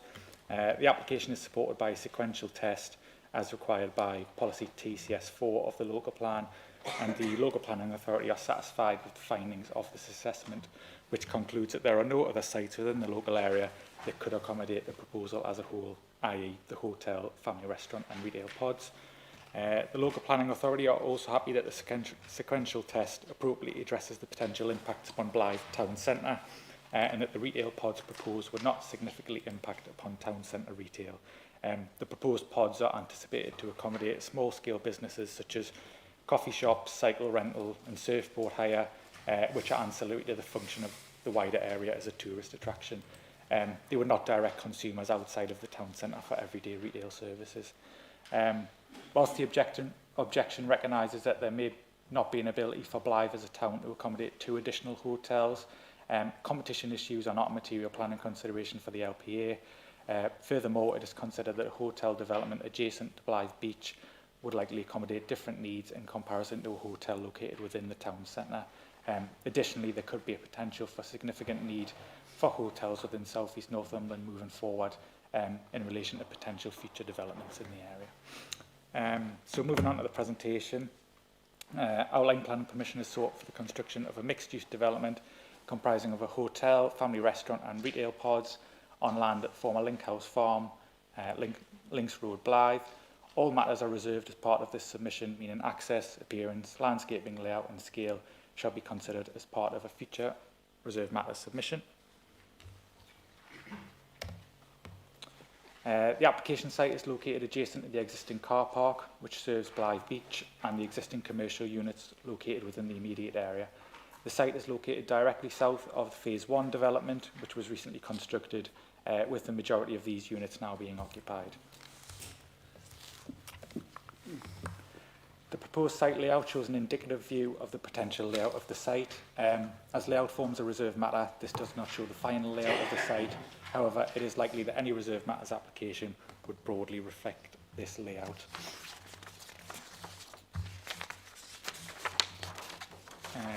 The black and white plan on the right hand side with coloured shading indicates the height of each element, with the retail pods to be single storey, the restaurant to be 2-storey and the hotel to be a 3-storey development.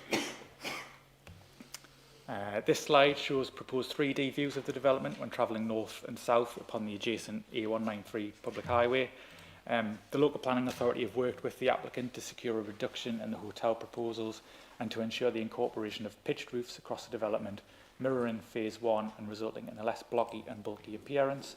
Again, as the appearance is a reserved matter, these would not form approved designs. However, the LPA would seek to condition the design code document which references the use of pitched roofs across the development, and also to condition the maximum height of the hotel.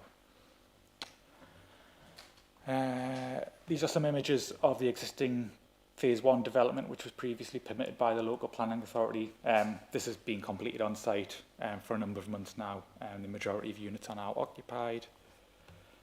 These site photographs show the site from the adjacent internal highway. All previous structures on the land have been demolished and cleared, with the site currently screened by metal fencing along the shared boundaries. Some of the listed structures referenced within the officer report are visible within the rear of this image.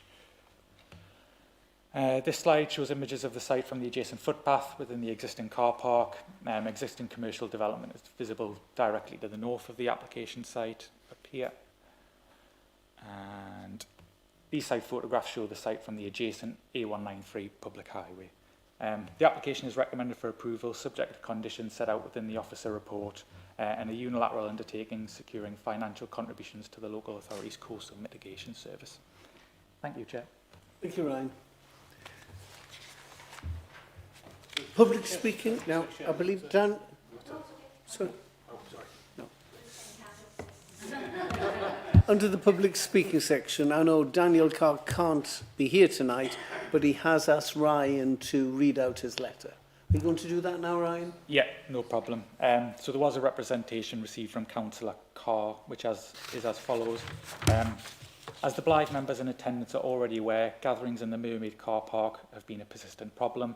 Given these concerns, I believe it is important that the members strongly consider requiring the developer, or via Section 106 funding, to upgrade and install top-of-the-range sound-activated deterrent devices with an integrated camera to discourage antisocial behaviour on site. This would provide a proactive solution to prevent future issues and ensure the development does not inadvertently contribute to ongoing antisocial behaviour problems. This aligns with Secure by Design principles and the National Planning Policy Framework, Section 8, which emphasises the need to create safe and secure environments.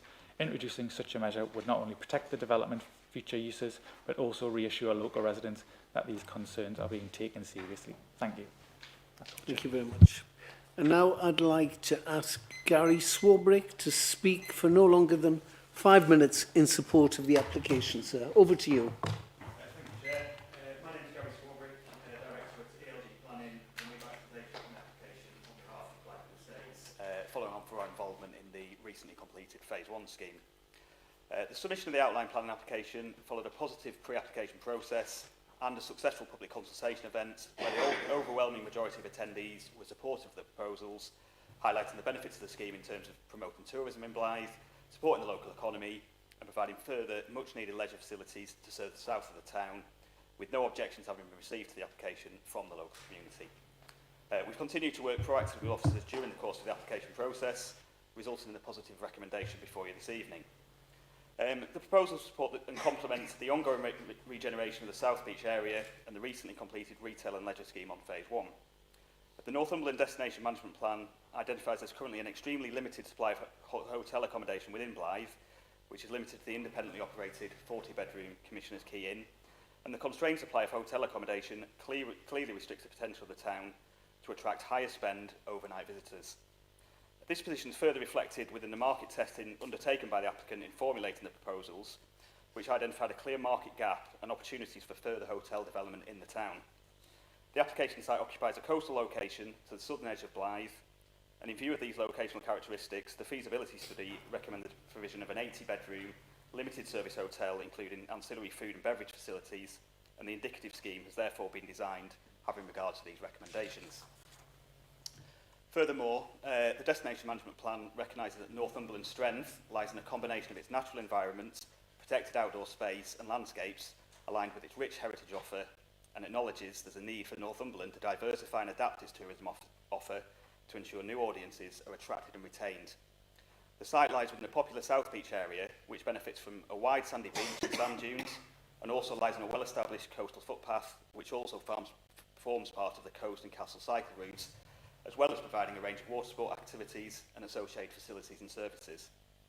The location of the site is therefore extremely well placed to enhance and broaden the offer at South Beach as a visitor destination and key asset for Blythe, thereby helping to support the objectives outlined within the Destination Management Plan of promoting Northumberland as a destination for cycling and walking holidays, landscape and nature-based tourism and activity holidays, as well as complementing regeneration objectives of the wider town. The proposals also represent substantial further investment in the local area by Blagden Estate, building on the success of the recently completed Phase 1 development, and will generate a significant number of additional job opportunities for local people. The application submission is supported by a suite of technical information demonstrating the outline proposals will not give rise to unacceptable impacts in terms of highway safety, ecology, residential amenity, archaeology or contaminated land. In addition, whilst the detailed design matters will be considered at reserved matters stage, the indicative design details that accompany the application demonstrate a high quality scheme can be delivered that will deliver an appropriate gateway scheme to the southern edge of Blythe, with conditions proposed to control the overall height of the buildings and to ensure the final scheme follows the design principles set out within the submitted design documentation. The proposals therefore provide a number of clear and substantial benefits for the local area, delivering further capital investment to secure new tourism and leisure facilities to support the ongoing regeneration of the South Beach area as a visitor destination, and delivering much needed hotel accommodation in Blythe to support the Council's strategic objectives of promoting and developing Northumberland as a tourist destination. We therefore hope that members are able to support the officer recommendation and grant planning permission. Thank you very much, sir. Thank you for your contribution. Members of the committee, have you any questions you would like to put to our planning officers? Lyle. Thanks, Chair. What's the likelihood of adding Yeah. Sorry? Oh, I didn't see it. Yeah, He just... Go on, Lyle. Sorry. Sorry. What's the likelihood of the officers adding in Councillor Carr's recommendation for antisocial behaviour? Well, we did consult the police as part of this application. The police raised no objection to the proposal without any recommendations given, so there was no conditions or additional requirements set out by the police. So hence there was sort of no additional requests or conditions put within the officer report. Matters such as sort of CCTV cameras and things like that can be dealt with outside of the planning process, so it doesn't necessarily need to be secured via planning condition. But the police also made reference to further consideration at reserve matter stage once a full design's sort of incorporated. So we'll consult with the police at reserve matter stage, and at that sort of stage, whether if they consider it necessary, we then can include it as part of that application. Can I just ask Ryan too, did they acknowledge the fact that there was a problem there, antisocial behaviour? Yeah, the police in the consultation response sort of did stipulate that there had been issues within that area at the moment, but because there'd been no detailed design scheme as part of this, there was ultimately a no objection stance given, and they said they would provide further comment at reserve matter stage. Very good. No. Thank you. Yes. Thank you, Chair. Sorry. You're okay. 4 questions I think I've got. Why do we not get the presentations before anymore? Because we used to get them in the packs, and I think that would have been really useful for this application. This is an area where there was a farm that a lot of people didn't actually want for it to disappear, and then we're being left with just the barren land at the minute. I think it just would have been good to have that. Second question is, why no 106 on this? I noticed that coastal mitigation's on there, and if it's an 80-bed hotel, it's £220-something, about £23,000. From previous meetings that I've been to, I don't think coastal mitigation comes to Blythe, because I don't think we're in that category where the coastal mitigation goes to, so that none of that money is going to come to the town. The car parking, I guess, is under reserve matters, so I know obviously that's been touched on by Councillor Carr, but car parking in that area gets very, very busy. It is a very busy area at the moment. We've obviously got the additional car park, which a lot of people get stung by because that has restrictions on, and that's a private car park. People don't realise that because it's so close to the NCC car park. So I'd like to see something on car parking when it comes to reserve matter stage, but I'll skip that bit. I would like to ask the question, obviously the heritage assets are there in Blythe, and it does note in the report that it's noted as less than substantial harm, and therefore the officers recommending, I guess, on balance, that it should go forward. But we did have a recent community group who also had pods that didn't actually come to committee, that was refused by officers on the heritage asset side. So I'd like some clarification on why this one's so different. And I think that's it, yeah. Wow. Bundle of questions there for you. In terms of circulating the presentations, I would say what we try and react, though, to is very late-minute submissions of information or late objections, and we are still working on applications right up to the wire. So what we can do is share some of it, but we'd have to give the presentation again in committee, so you can see it. Yeah, just to add to that, Rob, Councillor Watson, you should have got it. As far as we understand, they still go out with your paper, so... We haven't been getting those for the last couple of strategic planning. We used to get the blue packs. Sorry, no, they haven't actually been sent out in the packs for about 2 years or something. Right. What gets circulated is I share the documents, I share a file with the site visits and the presentations in, so everybody should have access to those files. I mean, people have said come back when they have problems and said there are problems, and I've sent them out again. Yeah. Okay, the Section 106 contributions, it is only like residential schemes normally which generate affordable housing issues, and it's by exception other forms of development, for example in the QTS scheme, so the local employment one, and we normally do not do that on general applications. Coastal mitigation covers the entire it does cover the entire coast, and we do events up and down the coast. And there is a presence in different parts of it. We are expanding the service, so hopefully you'll see more events in the future. Car parking, yeah. I think what you're getting at is perhaps at the detailed stage we'll look at, say, a signage strategy, so it's really clear to which parking areas are useful for which. We can use that at the detailed stage. And the pods issue, yeah.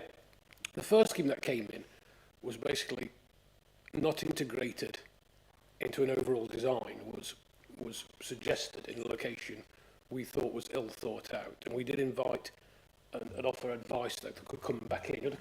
Yeah, just to add to that, there were heritage concerns, you're quite right, but also it is a protected open space zone, and that was where our greater concerns were for that scheme. Yeah.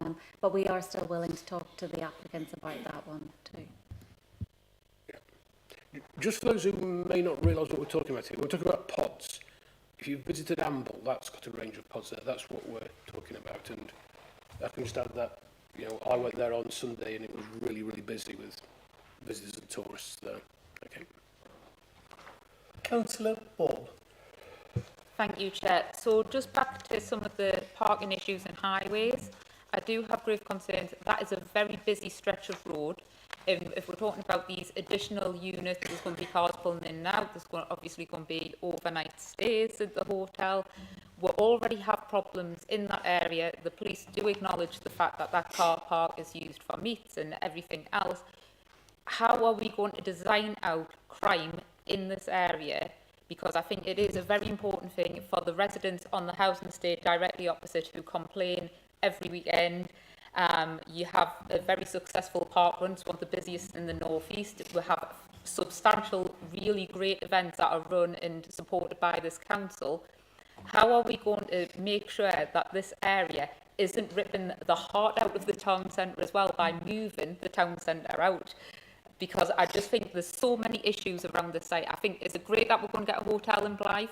Yep. Is it going to be great that we get more for the people in that area? But I think we need to be really, really careful that we're meant to be talking about regenerating the town centre as such. Well, personally, I would love to see this hotel built in the town centre because people are going to go to the beach because it's absolutely stunning. But actually, if they were staying in the town centre, then they would go to the Arts and Community Hub, they would go to the Phoenix Theatre, and then they would still visit the beach and spend money down there and go for an ice cream because it's bloody lovely. So I just think, yes, I'm missing a trick, and I would love to see you in the town centre as well. And I think we need to design out crime with regards to this whole area because there's already problems there, and I think we're going to add to them by adding this, and whether it be that you only get in and out the car park by a barrier system so we can actually get the number plates and stuff. I just think there needs to be something put in place. I think there are two very separate issues you're talking about there. Okay, right. So firstly, I think it's entirely reasonable for, when we get the details in, to look for a parking strategy, and we will work with our parking teams as well and say what consequential changes will need to be made. And we've done this elsewhere in the county, so we'll look at a parking strategy as part of the details. Okay, right. And the rest we're talking about is, this is an edge of town location. Okay, and we are regenerating the town centre at the same time. Okay. What we challenged the applicant to do was to do a thing which Ryan Medgars called a sequential test. Okay. And firstly, we normally only ask for sequential tests for big out-of-town retailing, where we try and dissuade people from developing out-of-town retailing if it can be accommodated within the town. Given the scale and type of development, the policy requirement wasn't, it wasn't overt that they had to do a sequential test on this scheme, but they did. And what they do by that, they look at opportunities compared with this site in the town centre and elsewhere, and the likely effects. And in plain English, there's two conclusions. A, to fit this development in the town centre, there's no site available. They looked at a range of sites, which they submitted as part of the application. And secondly, yes, it's for a hotel and some retailing, but this is overtly a tourism-based scheme. And for the future, there clearly will be a huge demand for hotel space in the southeast of the county as all these firms open, but that will be business trips. This both the hotel and what goes with it, is aimed at tourism. And so this, then, we consider was the right location for it. But we did ask them to do a fairly exhaustive look at, well, were there any other sites close to the town centre which you could fit this type of development on? And so physically it can't fit on a suitable site. And secondly, operationally, this is, you know, for the reasons that the applicant mentioned, you know, it's aimed at capitalising on the real, you know, strengths of Blythe Beach.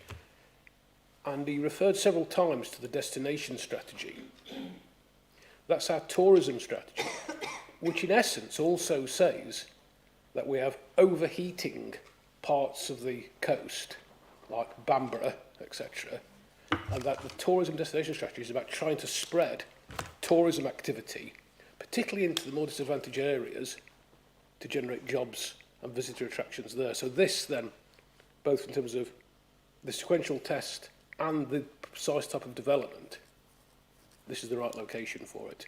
And we did push them on this, and that was submitted, and we looked at it, and it's considered to be an appropriate location. And there is a phase 1 to this, which has been successful, and we want to build on that. And with regards to the highways, because we need to remember as well, there's people live here, and as much as I welcome tourism and bringing people to spend their tourist pound in the local area, we need to remember the people that are there in December, January, that are still going to be spending the money as well, and supporting them people to still live in the area. Yeah, and on what I'll give the answer on the highways issue is that we looked at this from a highway safety and a highway capacity issue, and subject to the changes that have been incorporated into the scheme in terms of highway layout, it was just to be acceptable. Anything you want to add to that, Matthew? No, I mean, like, as Rob said, there was a transport assessment that assessed the capacity of the nearby junctions. That assessment was on the original submission for numbers, etc. That obviously doesn't take into account any changes, reductions that have happened during the determination period. And of course, it didn't take into account any reduction in traffic from people visiting more than one place. So that assumes that everyone visiting the hotel and the restaurant and the pods are only visiting those. They're not already visiting the chip shop and are already there. So it was, if you like, a worst case scenario assessment, and it's come out fine. There's no material changes to the operation of the highway because of the development itself. Councillor Hutchinson, Councillor Robinson, and Councillor Robinson. Your first change. You're having a bad night tonight, aren't you? Not at all, I'm just speeding you on. Regarding antisocial behaviour, I think Councillor Carr's possibly correct. The police may not agree with him, but I've been told that that's where the boy racers hang out there, meet there, show the cars off, wheelies, that sort of thing. So I think Councillor Carr is possibly correct in his proposal. So looking at that at the reserve matters stage. Yeah, we'll look at that at the reserve matters stage. That and a parking strategy as well for the entire site. Yeah. Right, that's great, thanks. Councillor Robinson? Thank you, Chair. That was more than that. I absolutely disagree about the economic assessment. I think this absolutely needed one. I think if you put one shop there, it needs an economic assessment. I don't think there's any chance these guys would ever build in Blythe Town Centre. They're far too cute. They know what they're doing. And this just will not fit in Blythe Town Centre. That's crazy. But what I would like to ask about is the access road, because you've absolutely got that wrong. The access road at the moment is driving in front of the Coastline chip shop and whatnot, and the units have built there. That's block paved, that's raised. It's absolute, you can't take wagons across there. That's just crazy. You need an access from the main road into it. You want to answer that from Matthew? Yeah, I mean, that was our concern in terms of both the operational and the construction traffic access. As always, there's the construction method statement condition, where they'll set out how they will access the site for construction, maybe a temporary access off the A193. We don't know that that'll come in as part of that, be quite a way down the process. Obviously, they need the reserve matters for the layout. So all of that is considered, and I'm just double checking on the conditions whether I specifically recommended something.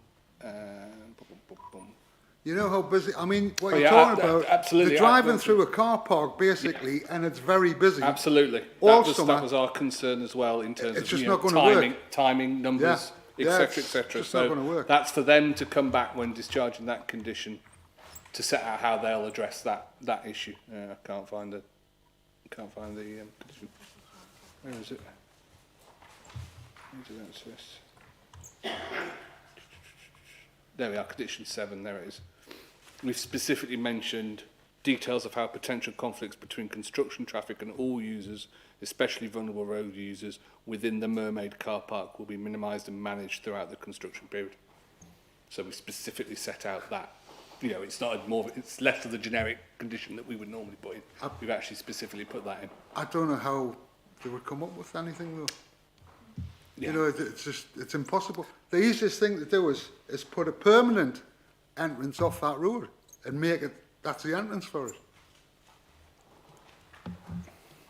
Potentially.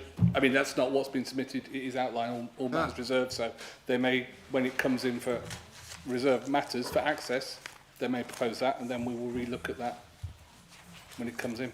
But bearing in mind, of course, it's partial dual category at that point. So. Yeah. But it just means you got to go around the roundabout to get into it if you're going the wrong way. That's all. Plenty of them. Okay. Any more questions, ladies and gentlemen? No more questions. A recommendation? I'll recommend it. Yes. What are you recommending? Approval? Approval with the parking things that comes to reserve matters and that can be put in. Yeah, parking and security, yeah. Yeah, for reserve matter, yeah. Okay. Who would like to speak to the application? Alex Wallace. Oh, sorry. Thanks, Chair. Just a couple of things. Firstly, Rob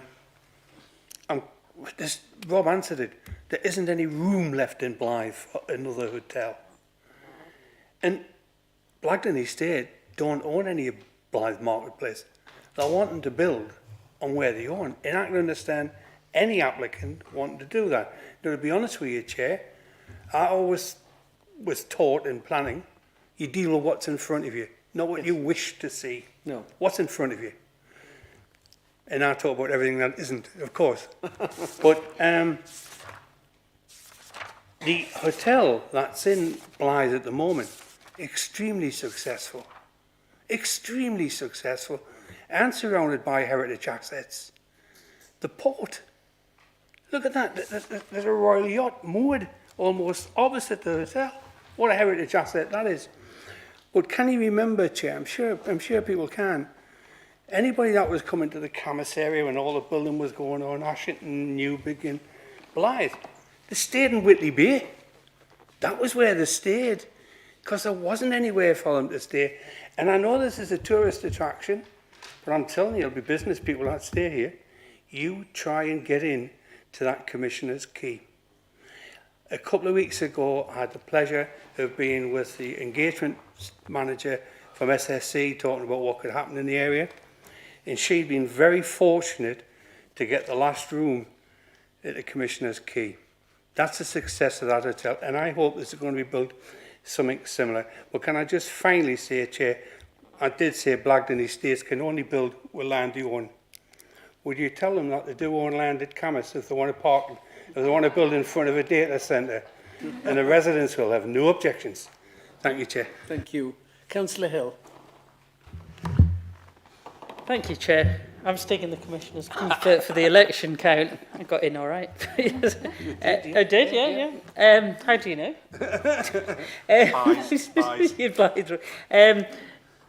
Again, like other applicants this evening, this is a really positive development. It's something that I'm almost jealous about. I'd love to have this in my area. You know, when you see, you know, Airbnbs and the impact that that has on housing, supply and so on. And when you have hotels that the locals benefit from and they're regenerative, it's a really, when you see that's really positive development. And this, you know, about antisocial behaviour, it's a funny one because I think sometimes people think when there's activity, things being built, it's going to make things worse. But actually, when there's more activity and people about, it can police it. It's when you have, you know, I mean, it's a different matter. When I had a play park, which wasn't very good, it was a lot more antisocial behaviour than when we've made it a good play park. So it sort of polices when there's more people about as well. I know, you know, so I don't know how you're going to police, you know, use the planning system or anything to get rid entirely of antisocial behaviour. I mean, there's obviously other measures that can be used to mitigate that, but I think this is a really positive development. I'm all for it. Yeah, good. Just from the chair, as a hotelier myself, very excited about this development. I think it'll add to our tourism offer.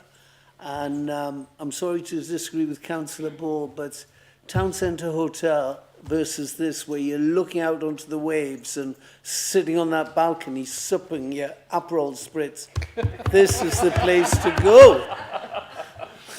This is the place to go. So, no, very excited for Blythe. I think it'll be good.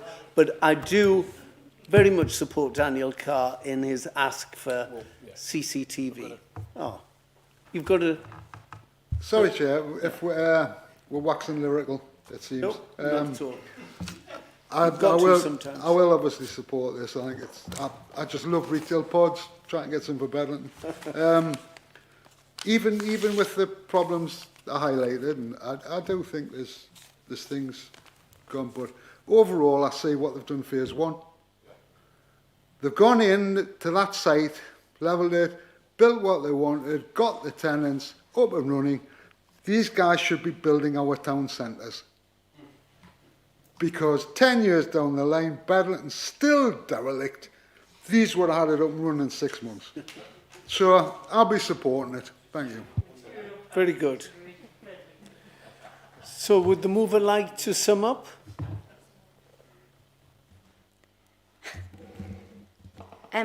For me, I mean, whilst I've brought up some issues, because I am sad that the community group didn't get their pods through first, because I do think potentially there could be the 2 sets of pods.